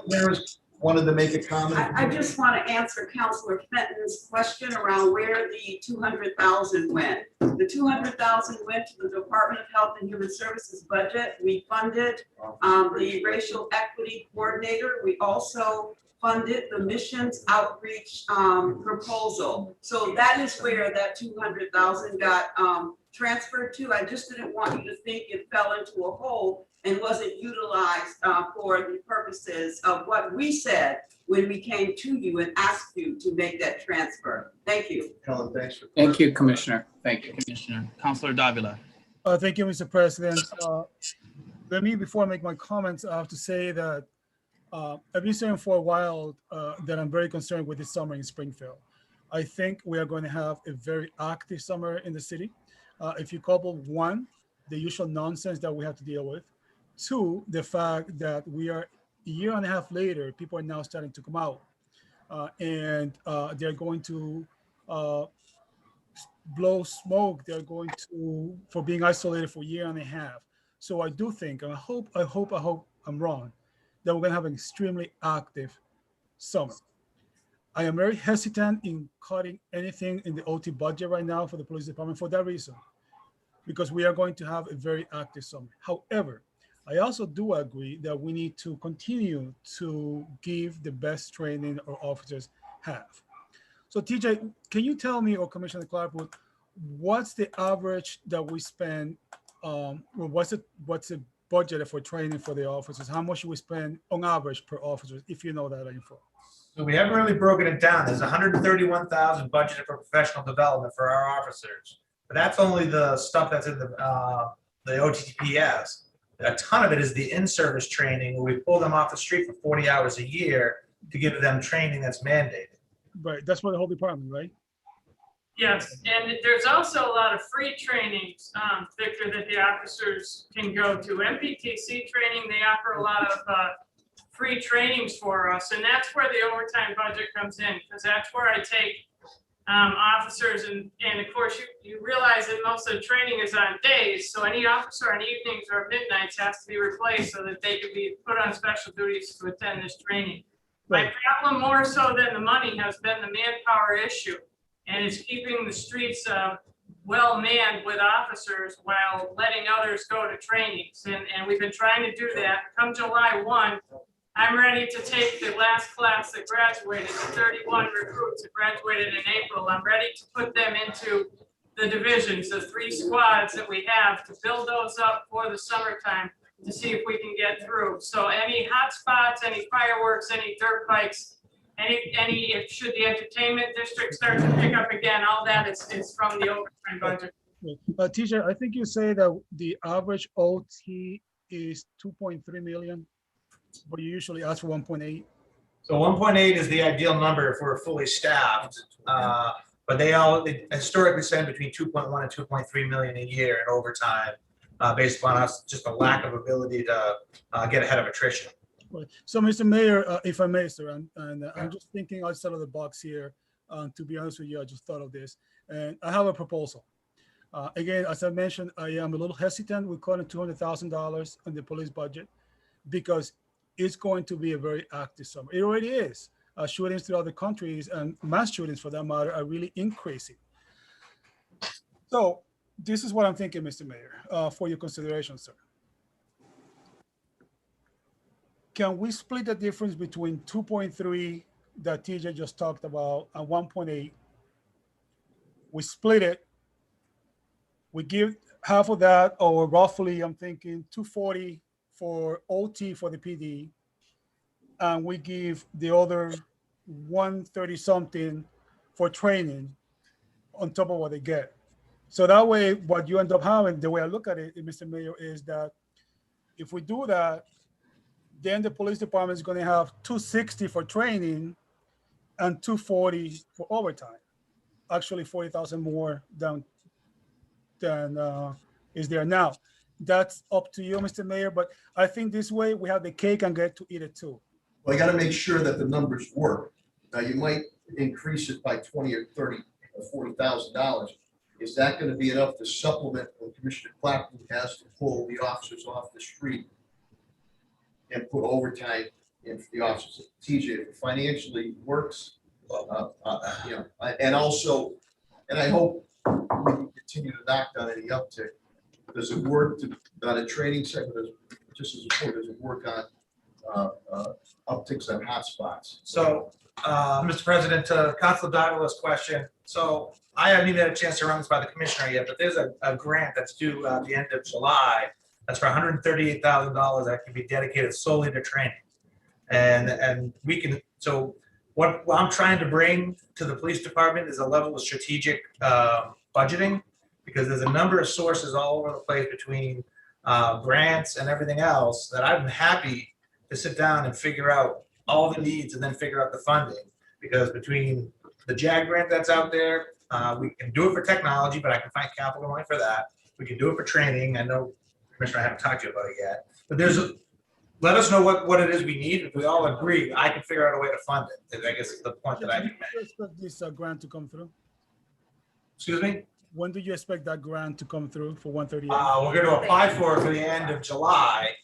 And it'll be a couple months after that, but I have no problem supplementing general fund and adding funding to a training plan that we all agree on, and adding fund to some other initiatives that we all agree on. That is something I think we all would benefit from. Yeah, and Melody, who's now our budget director, has been quite successful when she was doing the grants for us all across the board. But you can money anyway. Right. Okay. All right. Thank you, Mr. Mayor. Thank you, Mr. President. Thank you, Councilor Davila. There is a motion still on the floor proposed by Councilor Whitfield, and I'd like to dispose of that. So please keep your comments specific to the motion. Councilor Allen. Thanks, Mr. President. First, I want to apologize. I lost about 15 minutes. We had a power outage here, which is now fixed, but technology issues ensued. So I missed a little bit of the discussion from Councilor Whitfield, and I missed the motion. So is the motion simply to reduce from the overtime budget? Is that the motion from 200,000? And the amount of $200,000. From the overtime budget? Yes. Yeah, for a lot of the aforementioned reasons and a lot of the discussions we've had on training and other things, I don't see I will not be supporting that motion. Thank you, Councilor Allen. Councilor Brown. Thank you, Mr. President. I would also have to agree with my colleagues, Councilor Fenton and Councilor Allen. It's just me being in my ward. I definitely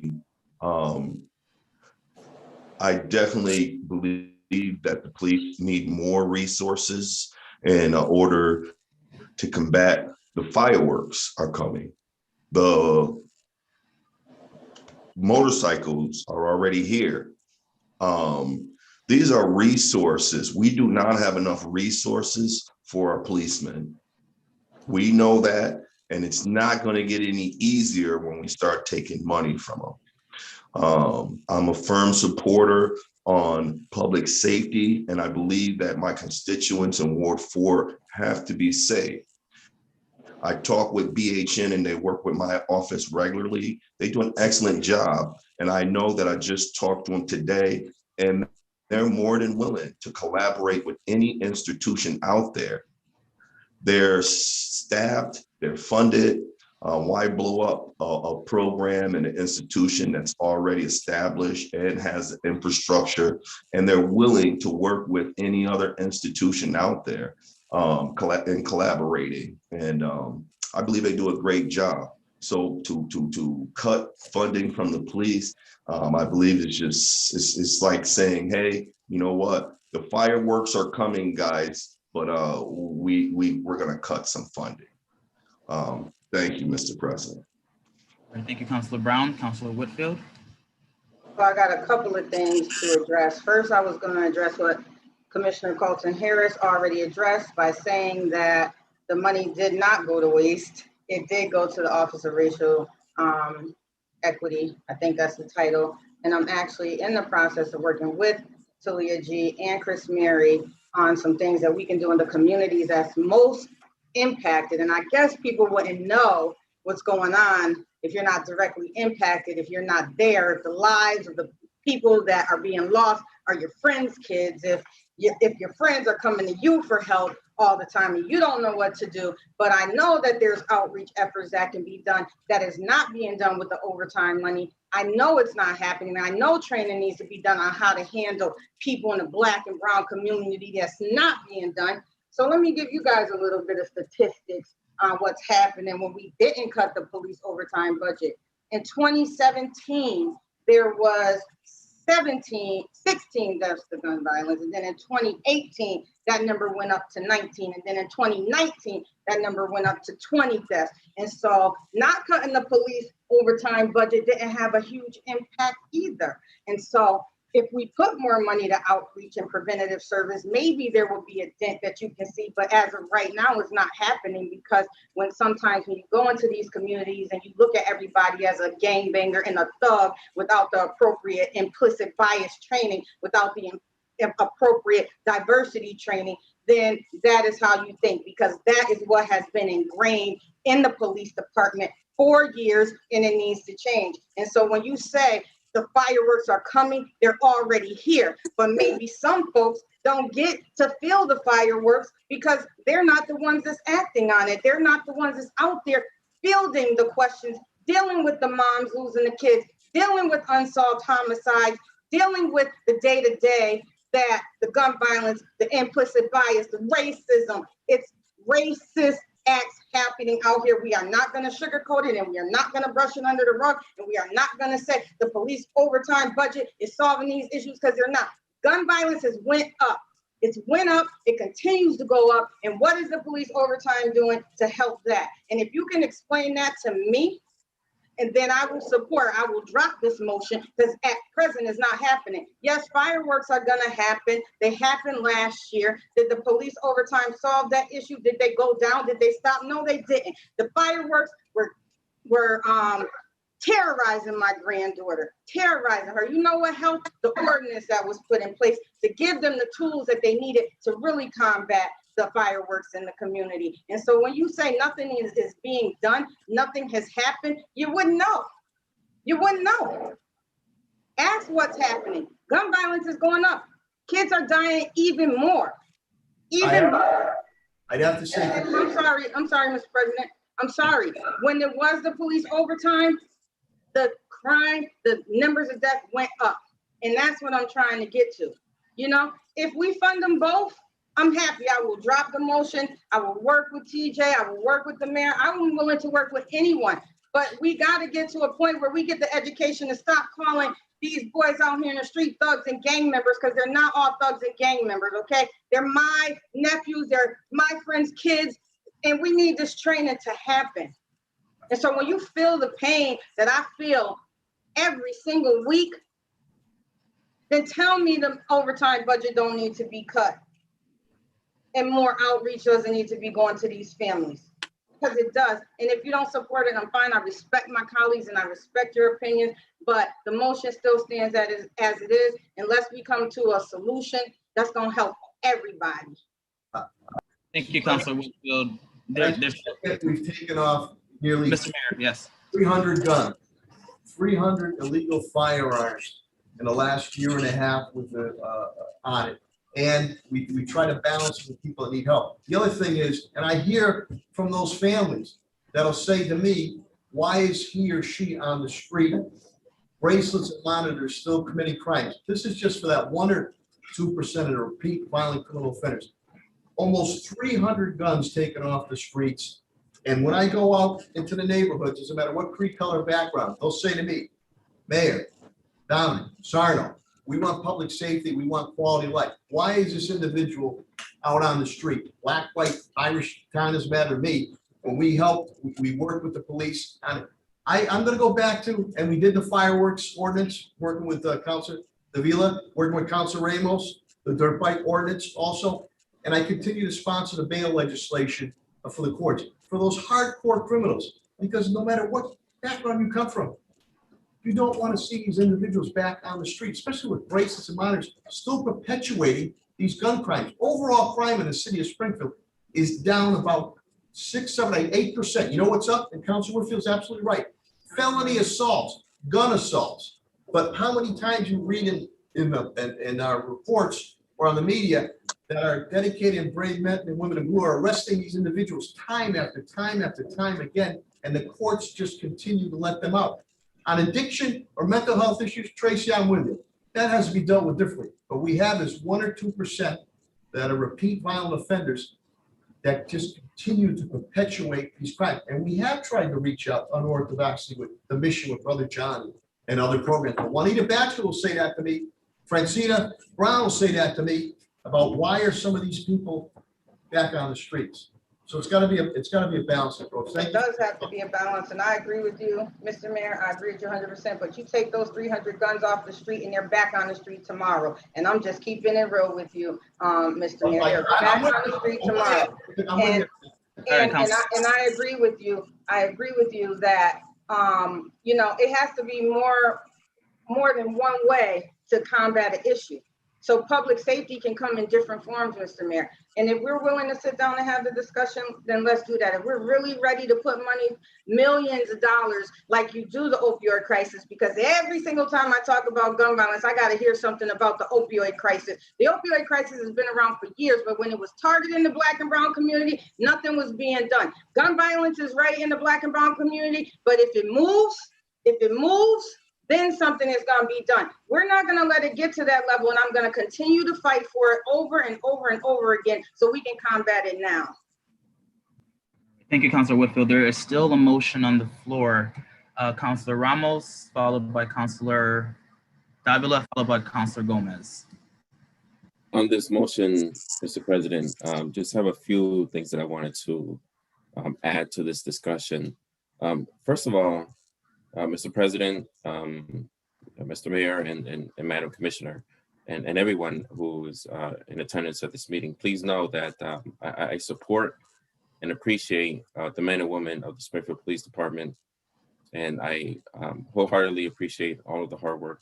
It's not an easy job, and I'm sure I'm speaking for all of my colleagues when I say thank you for your service to our city.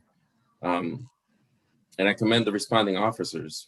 That video that we received today, that is the way policing is supposed to work, right? You know, that's what the people throughout this country have been marching for. Is there's sort of these incidences that highlight the fact that there have been some officers in other departments that, you know, shoot first and ask questions later.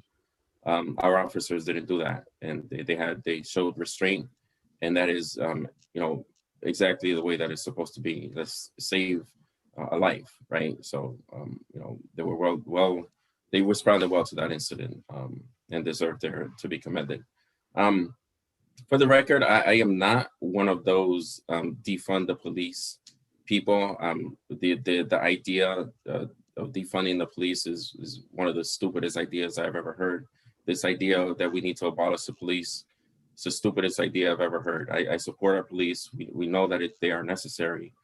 I don't want no police. I want better police. I want better trained police. And I think that we deserve, and that the city of Springfield deserves, better trained police. I think that you will find, TJ, that if you know, although we're discussing a $200,000 cut today, you'll find that if you come to us tomorrow with a $4 million request for training, you might get a unanimous vote from the city council. It isn't that we don't support funding for the police, it's that we disagree as to how that money is being spent, when there are different alternatives that can help lower the cost to the taxpayers in the long run, and potentially save lives. And this isn't, you know, it's not a forever cut. It's a cut like, we did last year. The mayor, you proposed a $125,000 cut last year. That amount was increased to 200,000 by the city council. But the idea remains the same. The reasons why you proposed that $125,000 cut and the reason why we increased it was because we wanted to see it diverted to other things that we thought were more beneficial. So, and the idea remains the same. This is why I think it's imperative that we have this discussion because we're not trying to, and I guess I can speak for myself. I'm not trying to create any tension or insult our police officers in any way. I support you. But you should not be offended when we say, listen, we feel that you are incorrectly policing our community. We don't feel that the way that you've policed our communities, Black and brown communities over the last few years works, because every year we have the same issue and we have to have more of a long-term solution. And I think that that's what we're trying to say. I just don't, and maybe we're not using the right words, but we feel that there has to be a better way for you to police Black and brown communities. And the only way that we're gonna get to that point is through training. And that's why we're such loud advocates for training and why we're asking for training. And we would support training. And just one more point I want to make is that I know that overtime is necessary because of staffing issues and et cetera, because of vacancies, right? But you just heard my colleague, Councilor Whitfield, propose a solution to that problem, potential solution to that problem, and it was dismissed. And it wasn't even entertained in any way. And that's not the way that government is supposed to work. We should be able to have a conversation and at the very least entertain an idea that has been proven to be successful in other communities. Let me read some statistics for you, if you don't mind. I think it's important because it speaks to an alternative, again, to the overtime issue and an alternative that may be a potential solution to the vacancies. In Eugene, Oregon, this Cahoots program that Councilor Whitfield was talking about earlier diverts between 5 to 8% of 911 calls, and it saved the department, the city, an average of $8.5 million a year since 2014. And in Denver, in its first 6 months, their program, which is called STAR, went out to 748 calls with no assistance from police officers and made 0 arrests. So if you can put that into context, if we were to explore the idea of introducing this here in the city of Springfield, we can free up a lot of police officers who are responding to these unnecessary calls where you don't necessarily need a police officer with a gun. And that's something that I believe is worth exploring, and it may be a solution to the overtime issue that we're discussing now. Finally, I don't believe that idea should be dismissed. I think if it was dismissed in the manner that Councilor Whitfield described, it's disrespectful, and it doesn't add it doesn't help our relationship as legislators and the executive branch and our law enforcement agency. We should be able to work together to come up with solutions. And please know that we support you. We do. We support you. We just disagree as to how the money is being spent. And this, we are still in the middle of a national conversation about race relations and police brutality. And this isn't the time to ignore ideas. And this isn't the time to ignore a potential solution. So please, let's work together on this issue. Let's continue this conversation and let's be smart about how we spend our money, because we can't keep doing the same thing over and over every year and expect different results. We're never going to get anywhere if we continue to police our Black and brown communities the way that we've been doing it over the years. It's not working. Thank you, Mr. President. Thank you, Councilor Ramos. Councilor Davila, followed by Councilor Gomez. Thank you, Mr. President. I do have, Mr. Mayor, if I may, sir, I would like to take another crack at this, the piñata here. I truly believe that we need to increase the training. So let me ask you, I made a proposal already of splitting the difference from 2.3 of the difference of 2.3 on 1.8. Can you use, if you can, or would you be willing to use money from PayGo? Yeah, I think CAFO TJ Plan already clarified that we're gonna go after that $138,000 grant, but he also stated that he would front the money, and I also wanted cost effectiveness. I need to know if those numbers are gonna work in jive. Now, you might increase 20 to 30,000, 40,000. Is that might help on the training side? Is that gonna give Commissioner Clapper enough wiggle room to make sure that units are there to protect our neighborhoods and streets when those officers are pulled off the street for in-service training? So we're open to it, but I want my financial wizard here to make sure that the numbers jive, because if not, it might mean well, but it sort of defeats the purpose. Counselor, just let me add in this. So, I mean, what I have and will continue to commit to is this conversation and this dialogue on additional training, on additional programs that we can bring to the city that may lead to less 911 calls or less arrests, or I want to take a holistic approach. I have a pretty good understanding what Councilor Whitfield, Councilor Ramos, you and all the other councilors have. Sorry, TJ, if I could interrupt you, I'm specifically talking about the training, not. Yeah, I understand that, but it's not just as simple as giving training is what we're trying to say, is because we got to make sure if we're pulling them off the streets to get training, we have backfilling with the officers. So Right. what I'm saying is I need a holistic view on all of this. So commissioners can still run our police department, offer the trainings to our officers, and we still have, and what I'm committing to on that is identifying funding. Right. It's the general fund, whether it's a grant, whether it's some other fund, I am 100% committing that if we can get on the same page and have a win-win-win, it only benefits the city. Right, okay. I think anything that we can do, I realize that we had that grant that you talked about in a couple of months, but I think any increase, albeit big or small, that we can do, it will be a good gesture to address some of our concerns. With that being said, I remain in the same position as I was a little while ago. I am very hesitant to cut any money right now because of what we are about to embark this summer here in the city of Springfield. But I do have an expectation that we're going to continue this dialogue, that we're going to continue to identify funding sources to enhance the training. Because I have to agree, on any given year in Springfield, even though the crime statistics are going down, we have on average 17 murders in Springfield. And I don't think, I'm not going to say it's because of one specific group of people or the other. I think the time has come for us to collectively try a new approach, because we're yielding the same results year after year in terms of murders in the city of Springfield. Thank you, Mr. President. Thank you, Mr. Mayor. Thank you, TJ. Thank you, Councilor Davila. I would really like to dispose of Councilor Whitfield's motion. Councilor Whitfield, please, I would hope that you have the last word. No, Councilor Gomez was before. Oh, I'm sorry, Councilor Gomez and then Councilor Whitfield. I apologize, Councilor Gomez. Thank you, Mr. Chair, Mr. Mayor.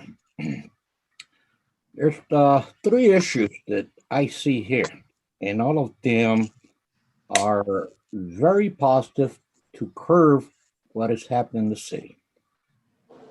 First, training is prevention. You train to prevent. The more you know about the situation, the better position that you are to prevent an escalation of the situation. The second is, yes, we need the money for overtime. Can't do without it. For whatever situation comes up within that department, that money is going to be needed.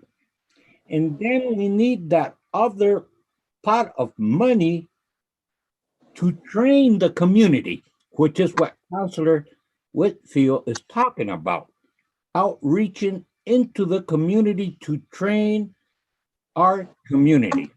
We can train our policemen as much as we can, but if we do not get to our youth, our families, which many times are part of this situation, because we see out there kids raising kids, which they themselves have not had no training in how to be parents and have no control over their kids. out in the streets.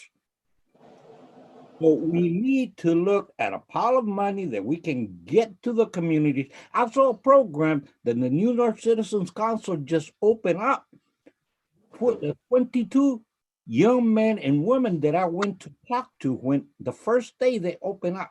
These kids have no high school education, were out in the street, no jobs, no nothing. Now they're in a program where they're going to be receiving, if they complete the program, I'm pretty sure they will, their GED and also a skill. When they walk out of there, they're going to be able to go and work. Many of our kids are not there. They're high school dropouts. They have no education. They have no skills. The only skill they have is the street because parents have allowed them to be in the streets and have not taken responsibility for their kids. So let's not blame everybody. Let's turn that finger back to us. What are we doing with our community? The community responds as we respond.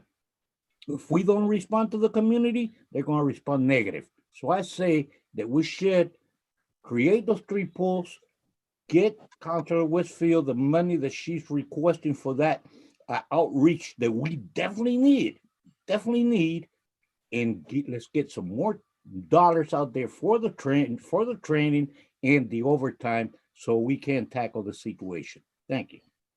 Thank you, Councilor Gomez. Councilor Whitfield. Thank you, Ms. President. I'm gonna be really brief. I thank you, Councilor Gomez, for everything you said. That's all I want.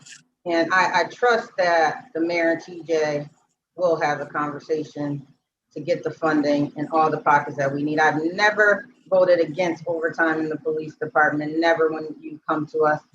I know that it's needed. I know that we need you on the street. I appreciate what you do in the community. The video is proof that we know how to do it. We just got to get everybody trained and up to speed on how to act appropriately and accordingly. And so if we can all work together to make sure that everyone gets what we all need in all communities, like Councilor Gomez just alluded to, then I think we'll be in a spot. So I'm willing to withdraw the motion. I'm going to withdraw the motion and trust that we will work together to, get what we need to get done for the residents and the communities in the city of Springfield. President, thank you. Thank you, Councilor Whitfield. Appreciate that. Mr. Mayor, yes. First, I want to thank Councilor Whitfield, spirited discussion. Thank you for withdrawal, but the Councilor Gomez, absolutely right, that youth build program is 1.3 million. The YWCA staff and Sue Rabbit always supported. Maria Legas reached out to them, supported. We lobbied a letter, we lobbied the state on it, and you're absolutely right, Commissioner. Not only are they focusing on the family, the young person, he or she, with their mind, but they're also teaching them a trade also too, what they can do with pride, with their hands. And I was so happy because that program was going to go by the wayside because the Y couldn't do it anymore. But the New North Citizens Council stepped up with a competitive proposal, which we supported. And I want to thank the state officials that backed it. But that reaches to the whole core about making that individual and that family, that young person, proud. You accomplished this. You built this. You got your diploma. You can do it. So I'm just very happy the New York Citizens Council was able to save that program. Thank you, Mr. President.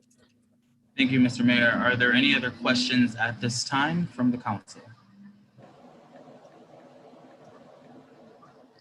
Again, I will ask, are there any other questions at this time from the council?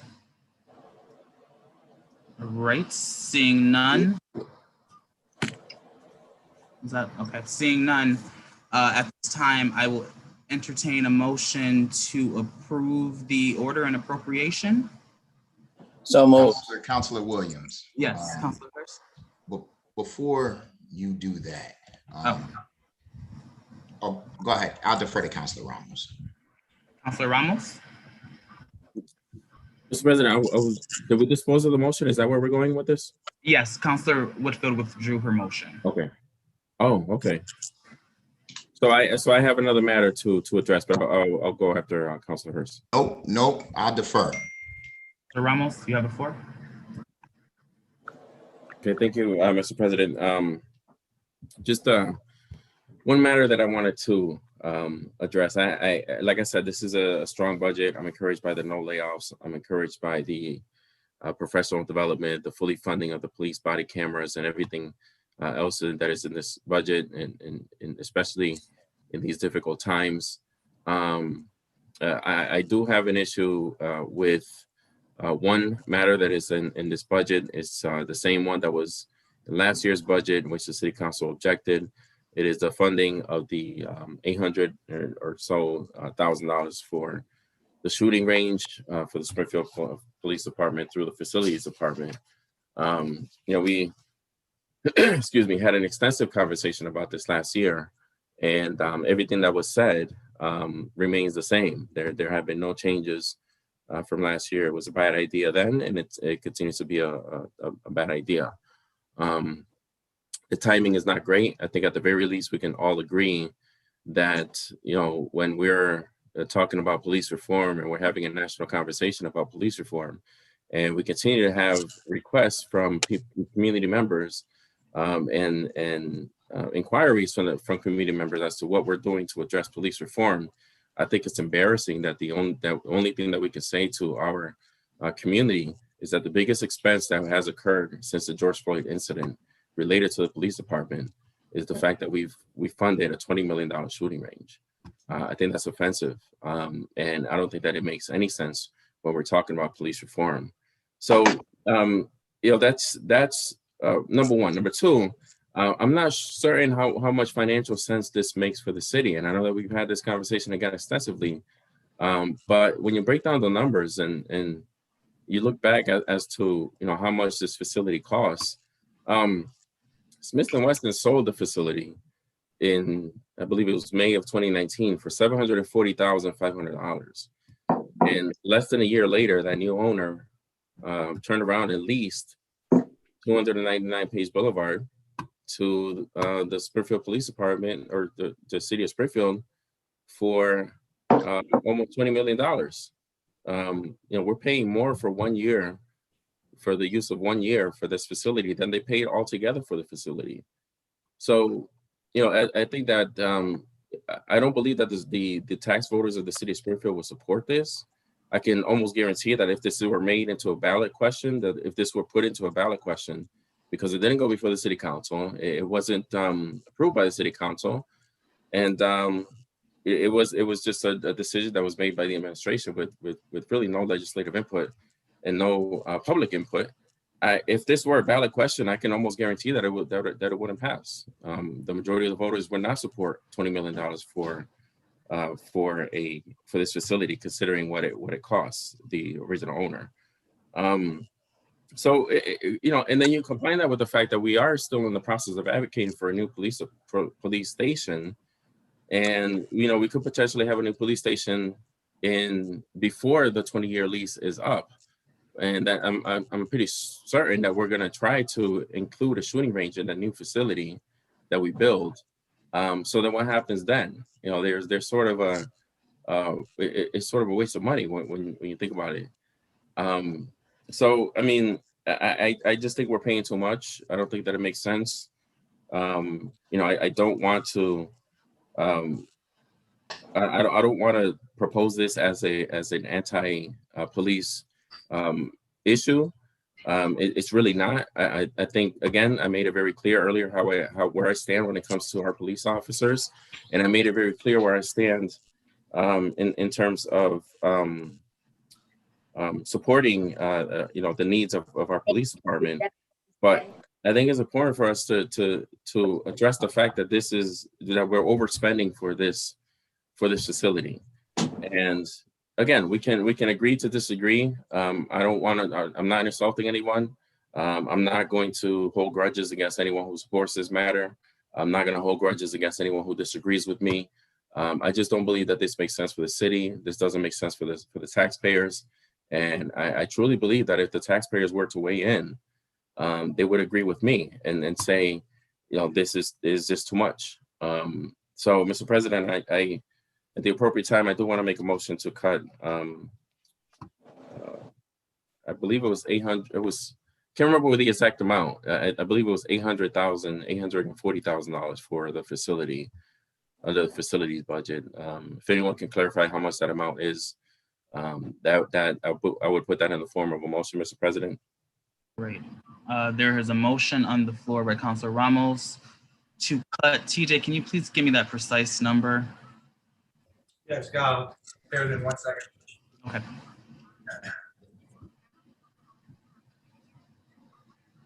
So the lease is 698,871, and then utilities, taxes, and other costs make it to a total of about 840K.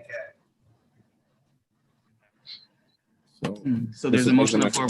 Yes. My motion is to cut $840,000 from the facilities budget, intended to cut the spending for the police shooting range. Just as a final point, the administration does have other options if they want to continue funding this expense. They can use PAYGO, which I suggested last year. And again, not trying to create any tension, not trying to insult our police officers. I just don't believe that this is a good expense, a good use of taxpayer money. Thank you, Councilor Ramos. Motion on the floor. Is there a proper second? Councilor Hurst on the motion. Yes, and I'll second Councilor Ramos's motion. My issue and concern really is around the owner. There are certainly some backroom deals taking place. You look at this owner who we gave this sweetheart deal to, where we pay everything in a triple net lease. And then you combine that with the fact that a cultivation facility that was zoned in properly is getting ready and approved, by the way, is owned by this same individual. Something is happening behind the scenes here that just needs to be looked into and probably investigated by more than what we can do as a city council. So for that reason, I'm not going to support it. I think at some point in time it will come to light. I'm hopeful it will, but there's a problem here. And I know currently they're trying to adjust the zoning so that it meets the cultivation requirements and selling portions of their parcels, but it's a problem. And it seems to be extremely coordinated between this developer and our administration. And for that reason, I can't support it. Thank you, Councilor Hurst. There's a motion. Mr. President, if I may, there's allegations being made here. We follow the law and procurement aspects to the T. A committee was formed with an independent attorney consultant, Julie Steiner. I told that committee, in which the Councilor Whitfield's involved, as I did the first round, you give us the top scores on it. That's what I'll put forth before the city council. And I did. This comment's being made, same thing with INSA. That went to court and there was nothing there. Now, let me just say last thing. On the shooting range there, same thing was found on unique property. Study was done.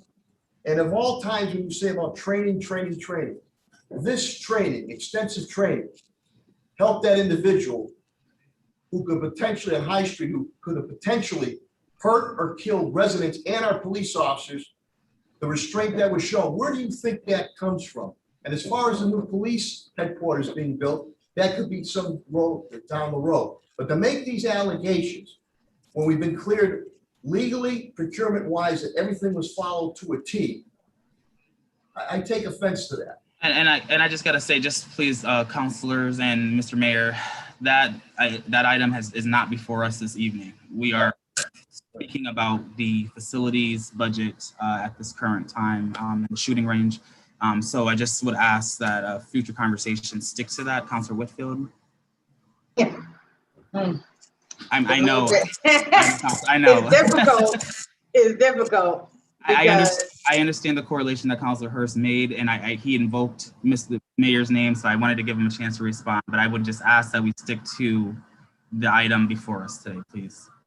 Well, in that case, I guess I have nothing to say because Please, just please, there will be an opportunity. process isn't exactly the way that it's being portrayed. And I'm just going to leave that right there until we have a meeting, and we should, about the process and my understanding of what should have taken place. Thank you. Thank you, Councilor Whitfield.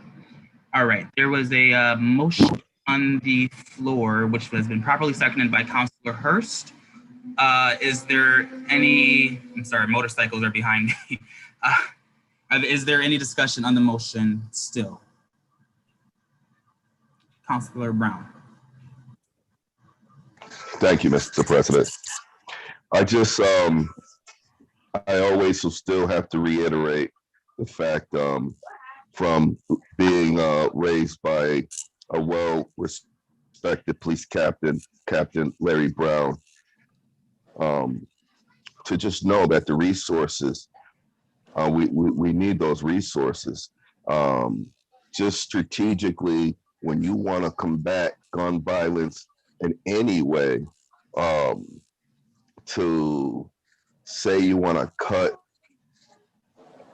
training is just, it's saying the exact opposite thing you should be doing. Instead of cutting 800, we should be adding 800. That is where the issue lies. We do not have enough resources for our cops. We don't have enough resources as a city. So I believe we should be working together to get those resources, not to cut things. Thank you, Mr. President. Because at the end of the day, like I always say, who are you going to call when you need help? Ghostbusters? Thank you, Mr. President. Thank you, Councilor Brown. It's been a while since I've seen that movie, but appreciate the reference.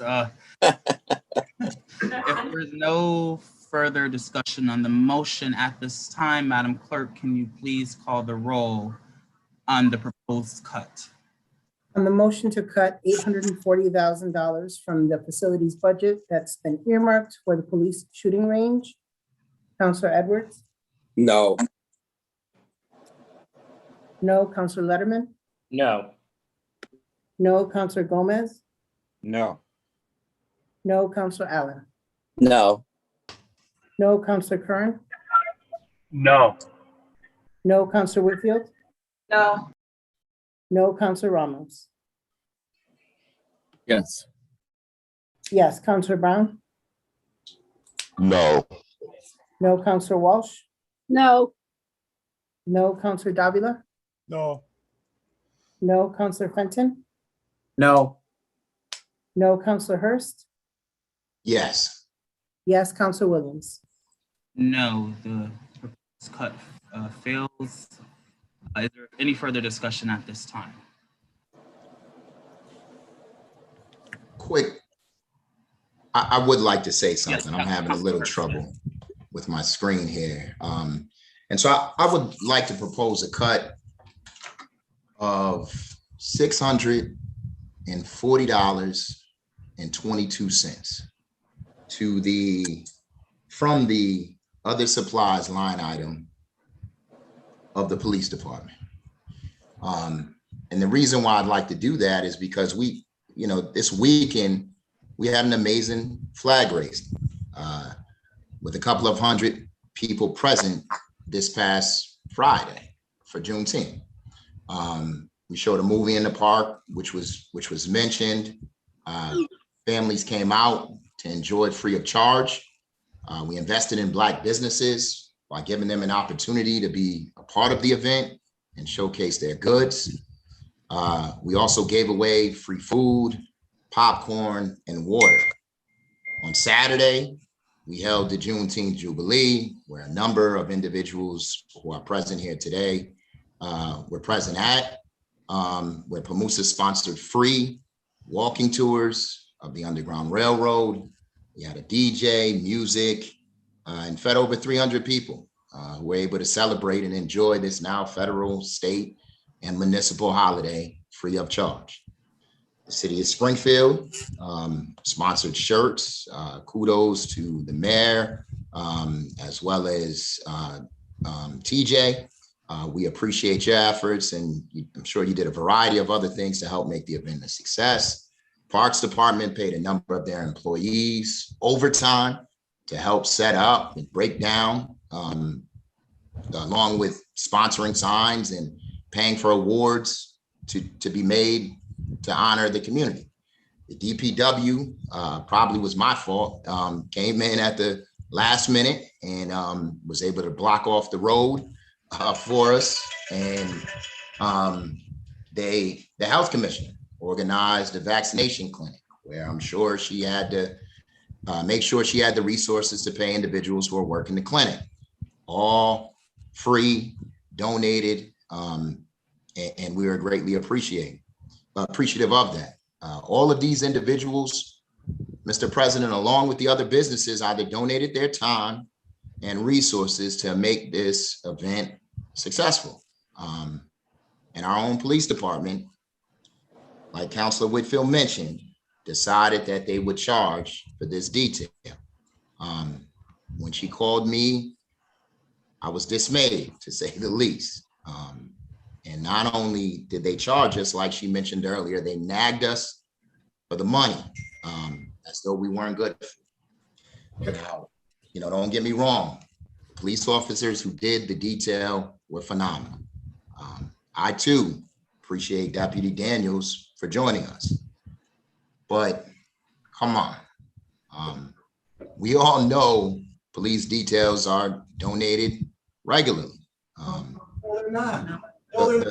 No, they're not. Again, Mr. Mayor, please. if you could just let me finish, Mr. Mayor, I understand this might be a bit sensitive to you. The one event that would have made the most sense to waive the detail for and encourage other officers to be present would have been Juneteenth, a day in which Black people were celebrating their liberation from being enslaved. And in considering the climate throughout the country and in Springfield, it seems that we should be looking to build better relations with the Black and brown community and show a level of support. We failed to do that in this particular instance by charging us for detail when it would have been a nominal fee and a great donation and a great show of support for folks to waive the money. So with that being said, Mr. President, I'd like to make a motion to cut office supplies in the amount of $640.22. Pat, Commissioner, the Mayor, everybody who helped make this event possible. We appreciate you. And Councilor Whitfield, I'm sorry it was you. And you probably responded much better than I would. So I appreciate your efforts as being a part of the planning committee and still making it work. Mr. President. Thank you, Councilor Hurst. Yep. There's a motion on the floor. Before we get to a second, I'll give, Mr. Mayor, please. Mr. President, let me once again clarify again. When you're serving alcohol, it is part of the permit process that you have to hire a police detail, period. 1. 2, Commissioner Clapper did supplement with other patrols there. 3, which I thank Councilor Whitfield and thank Councilor Hurst on Juneteenth, which I okayed to fund about $400,000 and make it an off day, which is an important, not only for the city, the nation, for our city workers. The police clerk's office was closed on Friday. The outreach was there to make sure that the detail was paid as we do with others, so you didn't go without a detail. Point number four, the t-shirts, the 2,600 came from me, the city side, 2,600 to pay for those t-shirts. Pat Sullivan's crew, that was another $1,000 on it. We wanted this to be a harmonious event, which it was. So I mean, to make this type of statement to cut $640.28, whatever the hell it is. I mean, really, this is protocol that is followed with other licenses when you're serving alcohol. And Commissioner Clapper did supplement with the Metro group down there. But when you're serving alcohol, God forbid, because you want to have a good event. And all it takes is one person in any event to be out of line. And then the next thing you know, somebody's getting hurt. But this is standard practice. So nobody's, I mean, the council can do what they want. This has been thoroughly explained. We thought it was great in honoring Juneteenth, long overdue. We cooperated, we worked together, and I just have to think this is very, very petty to do this. But if you want to cut that 640, go ahead. It's been explained why it was charged, which it is to other events on it. And I gotta, you know, you want to do it, you want to be petty like that, go ahead and do it. Thank you very much. Thank you, Councilor Whitfield. Pat, Commissioner Carlson, TJ, Chris, all the staff and the officers that were there, thank you very much for everything you did to make, Mr. Mayor, to make Juneteenth celebration a success. Thank you for giving your employees another paid holiday off as they deserve, especially African Americans that built this country on the backs freely. Now, I want to say the reason that Councilor Hurst responded the way he did is probably based on my response. I was thoroughly upset. And you know, Mr. Mayor, I wouldn't have been upset if I wasn't communicating. I wouldn't have been upset if we weren't emailing back and forth. I wouldn't have been upset if I didn't ask them to send the invoice to Pioneer Valley Project, which I don't know if Mr. Cochran, Officer Cochran is a sergeant deputy. I want to give him his right title. He did it promptly. I wouldn't have been upset if she didn't go try to pay. I wouldn't have been upset if they called Alicia Days, which they did, and told her to get in touch with me. You know what made me upset? Ray Berry was texting me and calling me all like 4 or 5 times in a row. I'm dealing with other things. I still work. I got a life. I'm running around for Juneteenth. And he's calling me like, gotta get this done, gotta get this done. We were going to pay it. It's not that we wanted it for free. It was the harassment, Mr. Mayor, that I felt that I didn't deserve, that I got. And you know who helped me through the process, Mr. Mayor? Carolyn Jackson. So I want to thank Carolyn. I want to thank LeVar for everything. Carolyn said, you just got to get it there by 3, Tracy. And if you don't, bring it to me and I'll deal with it. That's simple. It could have been as simple as that, Mr. Mayor. I didn't have, the officers did not, the Betty lady at the police department called me like this was a dire emergency. It was $644 to be exact, and 27 cents to be exact. She called me probably like 5 times. I tried calling the lady back and I couldn't get through to her. I couldn't. We were doing what we were supposed to do, so it wasn't necessary, Mr. Mayor. It wasn't necessary. Ray Berry would have jeopardized his license. It's part of the deal. That's the whole point here. He would have jeopardized. I would have never let that happen. I would have never let that happen. We didn't want this thing canceled. You would have, if he I would have never. I would have never let it be canceled. I would have never let that happen. And because of that, and that was petty, Mr. Mayor. You want to talk about petty? The amount of times that they tried to get in touch with me through different avenues was petty. I'm pretty sure everybody has my number, and if not, you have it, LeVar has it, Carolyn has it, Miss Helen has it, Pat has it. Everybody has my number. Call me directly. Don't call Alicia Days, and do not call Ray Berry for something to get in touch with me for something that I need to get done. Right. We helped you left and right. I have 10,000 other things. I definitely appreciate it. Ray Berry would have jeopardized his license. It's part of the standard permit process. Ray Berry didn't even understand why he was the one being contacted for a city thing that I'm a part of. Because it's his license. Please, I know. I'm just trying to explain, when we talk about petty here, let's bring it all to the forefront. Everybody got my number. I mean, I'm a public official. I'm a public official. Point of order. Counselor, please. Point of order. Call the vote. Gomez, did you have your hand raised? Yes, call the vote. Second. If I can just revise that to revise the motion to Councilor Whitfield's number. What was your number that you had, Councilor Whitfield? 644. $44.20. Mr. President. All right. On the floor that's been properly made and seconded. Yes. Has it been? Was it? Oh, did you second it? I seconded it. It was seconded. Yes, it was. Seconded. Okay, that's fine. All right. Madam Clerk, can you please call the roll? On the motion to cut $644.20. No, this is on the motion to move to question, Madam Clerk.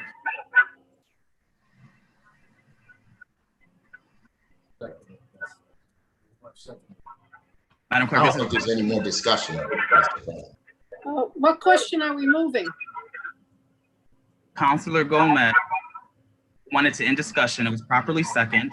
So now I am asking for a vote.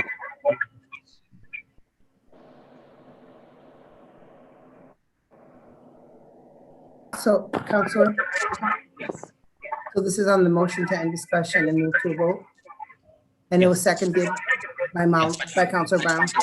By Councilor Fenton. That's right.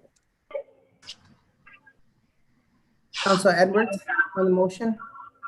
No. No. Counselor Letterman? This is on the motion to move the question. Yes. Yes. Yes, I apologize. I vote in favor of moving to question or ending discussion. So yes, Counselor Edwards, Counselor Letterman? Yes. Yes, Counselor Gomez? Yes. Yes, Counselor Allen? Yes. Yes, Counselor Curran? Yes. Yes, Counselor Whitfield? You're muted, Counselor Whitfield. Oh, yes. Yes. Counselor Ramos? Yes. Yes, Counselor Brown? Yes. Yes, Counselor Walsh? Yes. Yes, Counselor Davila? Yes. Yes, Counselor Fenton? Yes. Yes, Counselor Hurst? Yes. Yes, Counselor Williams? Yes. Thank you, Madam Clerk. At this time, can you please call the roll on the proposed cut by Councilor Hurst? Okay, on the motion to cut $644.20. Get a second? It- Did you get a second? Sorry, Mr. Mayor? I don't think you got a second. Second. That's. Seconded by Counselor Whitfield. So on the motion to cut $644.20 from the office supply budget line from the police department. Counselor Edwards? No. No. Counselor Letterman? No. No. Counselor Gomez? No. No. Counselor Allen? No. No. Counselor Curran? No. No. Counselor Whitfield? Yes. Yes. Counselor Ramos? No. No. Counselor Brown? No. No. Counselor Walsh? No. No. Counselor Davila? No. No. Counselor Fenton? No. No. Counselor Hurst? Yes. Yes. Counselor Williams? No, the proposed cut fails. Is there any further discussion amongst the council? Motion to approve the budget as proposed by the mayor. Second. There's a motion on the floor by Councilor Fenton Second. and seconded by Councilor Walsh. Councilor Ramos on the motion. Mr. President, on the motion to approve the budget, when I made the proposed cut for the shooting range, I initially felt that because of that reason, I was going to vote against the budget. However, I've given it a little bit more thought. I think it's otherwise a strong budget. There are some very important key elements in this budget that should be approved and that we should support. But more importantly, Mr. President, I think what happened tonight, even though it may not have been entirely the way that it should have gone, let's not forget about the important conversations that we had this evening. I've been pursuing a meaningful conversation around police reform for many months, and I think that we finally got that message across this evening. And I appreciate TJ's comments about I can sort of see that light bulb, right? I can sort of see that now. we understand each other, right? It's not the fact that we don't support our police. It is the fact that we disagree with some of the strategies and where the money is spent. And we do support funding more funding for the police. We just want to see it go towards training. I'm encouraged with the mayor's flexibility and some of the issues that were brought up, including private ways.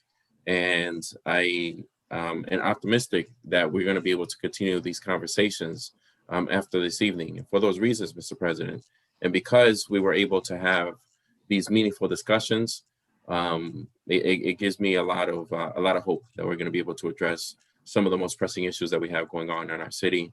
So I'm not going to let that failed proposed cut stop me from voting in favor of a strong budget, and hopefully move towards a good working relationship, so that we can work on some of our common goals, which is to make the city of Springfield a great place to live and a safer place for all people involved. And I am going to be voting in favor of this budget, Mr. President. Thank you, Councilor Ramos. Councilor Davila. Thank you, Mr. President. Just to make some quick comments before we vote on the budget. First, my compliments to all involved in the budget process. For the mayor on down, TJ, Lindsay, department heads. I realize this is take months to do. We do have a budget. We retain core services, and that's important. On my side, I'm going to look forward, TJ and Mr. Mayor, to continue to have a conversation on one, training for the police officers, and two, the new police station which is so sorely needed for the police department. So look forward to that, engaging that in the future, and I will be voting in favor of this budget for this year. Thank you, Mr. President. Thank you, Mr. Mayor, and TJ, all involved. Thank you, Councilor Davila. There is a motion on the floor made by Councilor Fenton and seconded by Madam Clerk. Can you please confirm?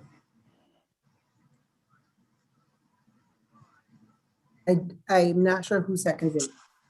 I did. Yes, Councilor Walsh. It was Councilor Walsh. I seconded it. Thank you, Councilor. To accept the proposed budget as proposed by the mayor. Is there any further discussion on that motion? All right, seeing none, Madam Clerk, at this time, can you please roll to accept the budget? On the motion to accept the fiscal year 22 budget as proposed, Councilor Edwards? Yes. Yes, Councilor Letterman? Yes. Yes, Councilor Gomez? Yes. Yes, Councilor Allen? Yes. Yes, Councilor Curran? Yes. Yes, Councilor Whitfield? Yes. Yes, Councilor Ramos? Yes. Yes, Councilor Brown? Yes. Yes, Councilor Walsh? Yes. Yes, Councilor Davila? Yes.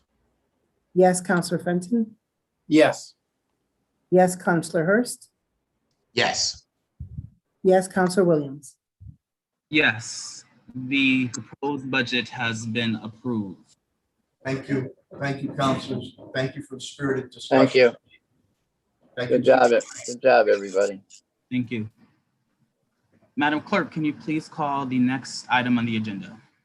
The next item on the agenda I'm sorry, is, Madam Clerk, before we move on, actually, due to timing, and I'm not sure we will get through everything, I'm optimistic, but I'm going to actually entertain a motion to entertain suspension of Rule 19 for each item. So I do that for this item at the moment. Can I please have a motion to suspend Rule 19? So moved. Second. Motion made by Councilor Whitfield and seconded by Councilor Walsh. Madam Clerk, on the suspension of Rule 19, please. on the suspension of Rule 19, Councilor Edwards? Yes. Yes, Councilor Letterman? Yes. Yes, Councilor Gomez? Yes. Yes, Councilor Allen? Yes. Yes, Councilor Curran? Yes. Yes, Councilor Whitfield? Yes. Yes, Councilor Ramos? Yes. Yes, Councilor Brown? Yes. Yes, Councilor Walsh? Yes. Yes, Councilor Davila? Yes. Yes, Councilor Fenton? Yes. Yes, Counselor Hurst. Yes. Yes, Counselor Williams. Yes. Madam Clerk, now you can please call the next item. The next item on the agenda is budget or fiscal year 22 budget order revolving funds. Right, TJ, I will give you the floor at this time. Yeah. Thank you. Thank you, Mr. President. Thank you. Thanks, everyone. Sorry.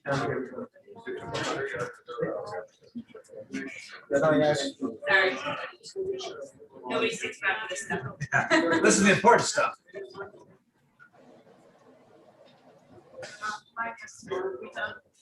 Yeah. Hey, Helen. Sorry about that. Yes. Thank you, Mr. President. This is a reauthorization of our city's revolving funds. This is just authorizing us to spend and collect revenue for these funds as listed in the order. Right. Thank you, Lindsay, for that. Are there any questions from the council at this time? And I'll ask, are there any questions from the council at this time? All right. Seeing none, may I entertain a motion to approve the order? So moved. Second. Motion made by Councilor Walsh, seconded by Councilor Whitfield. Madam Clerk, can you please call the roll on approving the order? On approving the order, Counselor Edwards. Yes. Yes, Counselor Letterman. Yes. Yes, Counselor Gomez. Yes. Yes, Counselor Allen. Yes. Yes, Counselor Curran. Yes. Yes, Counselor Whitfield. Yes. Yes, Counselor Ramos. Yes. Yes, Counselor Brown. Yes. Yes, Counselor Walsh. Yes. Yes. Yes, Counselor Davila. Yes. Yes, Counselor Fenton. Yes. Yes, Counselor Hurst. Yes. Yes, Counselor Williams. Yes, the order is approved. I will also entertain a motion to suspend Rule 19 on this item as well. I thought we did the motion for all the items, no? No, Councilor, Oh, just okay. take a So moment. moved. Yes, So moved. appreciate it. Thank you. Motion made by Councilor Whitfield and seconded by Councilor Gomez. Madam Clerk, please, suspension of Rule 19. On suspension of Rule 19, Counselor Edwards. Yes. Yes, Counselor Letterman. Yes. Yes, Counselor Gomez. Yes. Yes, Counselor Allen. Yes. Yes, Counselor Curran. Yes. Yes, Counselor Whitfield. Yes. Yes, Counselor Ramos. Yes. Yes, Counselor Brown. Yes. Yes, Counselor Walsh. Yes. Yes, Counselor Davila. Yes. Yes, Counselor Fenton. Yes. Yes, Counselor Hurst. Yes. Yes, Counselor Williams. Yes, thank you, Madam Clerk. You can please call the next item. The next item on the agenda is the FY22 budget order for the American Rescue Plan Act Fund Revenue to FY22 estimated revenues. Lindsay or TJ? Thank you, Mr. President. This order is to use an outside funding source, which is our ARPA funding, the $12.1 million we discussed during the budget process to help fund the FY22 expense budget. Thank you, Lindsay. Are there any questions or comments from the council at this time? Again, I'll ask, are there any other questions or comments from the council at this time? All right, seeing none, I'll entertain a motion to approve the order. So be it. Motion made by Councilor Gomez, Second. seconded by Councilor Brown. Madam Clerk, can you please call the roll on approving the order? On approving the order, Counselor Edwards. Yes. Yes, Counselor Letterman. Yes. Yes, Counselor Gomez. Yes. Yes, Counselor Allen. Yes. Yes, Counselor Curran. Yes. Yes, Counselor Whitfield. Yes. Yes, Counselor Ramos. Yes. Yes, Counselor Brown. Yes. Yes, Counselor Walsh. Yes. Yes, Counselor Davila. Yes. Yes, Counselor Fenton. Yes. Yes, Counselor Hurst. Yes.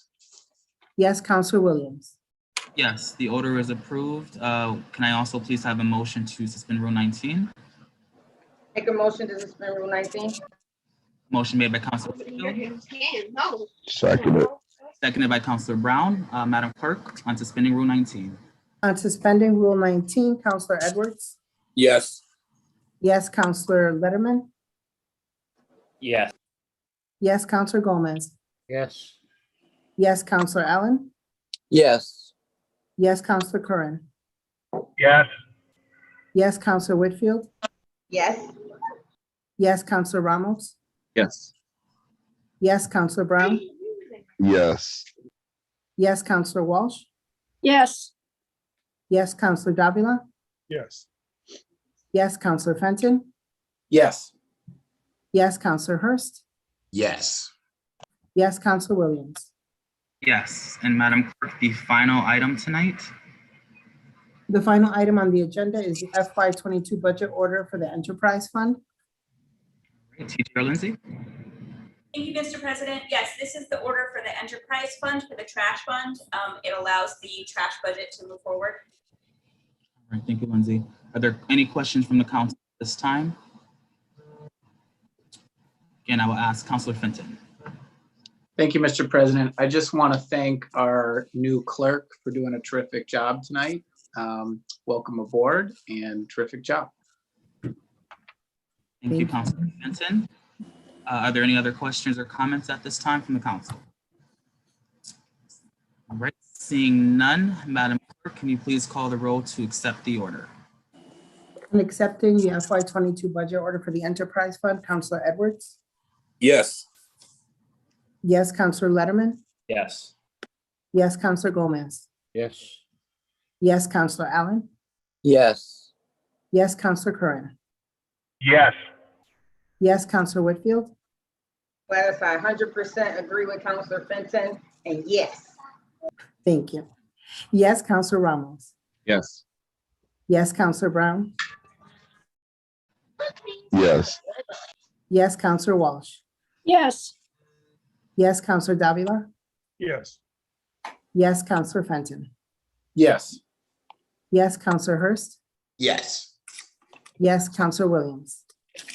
Yes, the order is approved. And before we go to suspension of Rule 19, I just want to relay to counselors, I'll be happy to work with you to find any trainings as approved for professional development opportunities.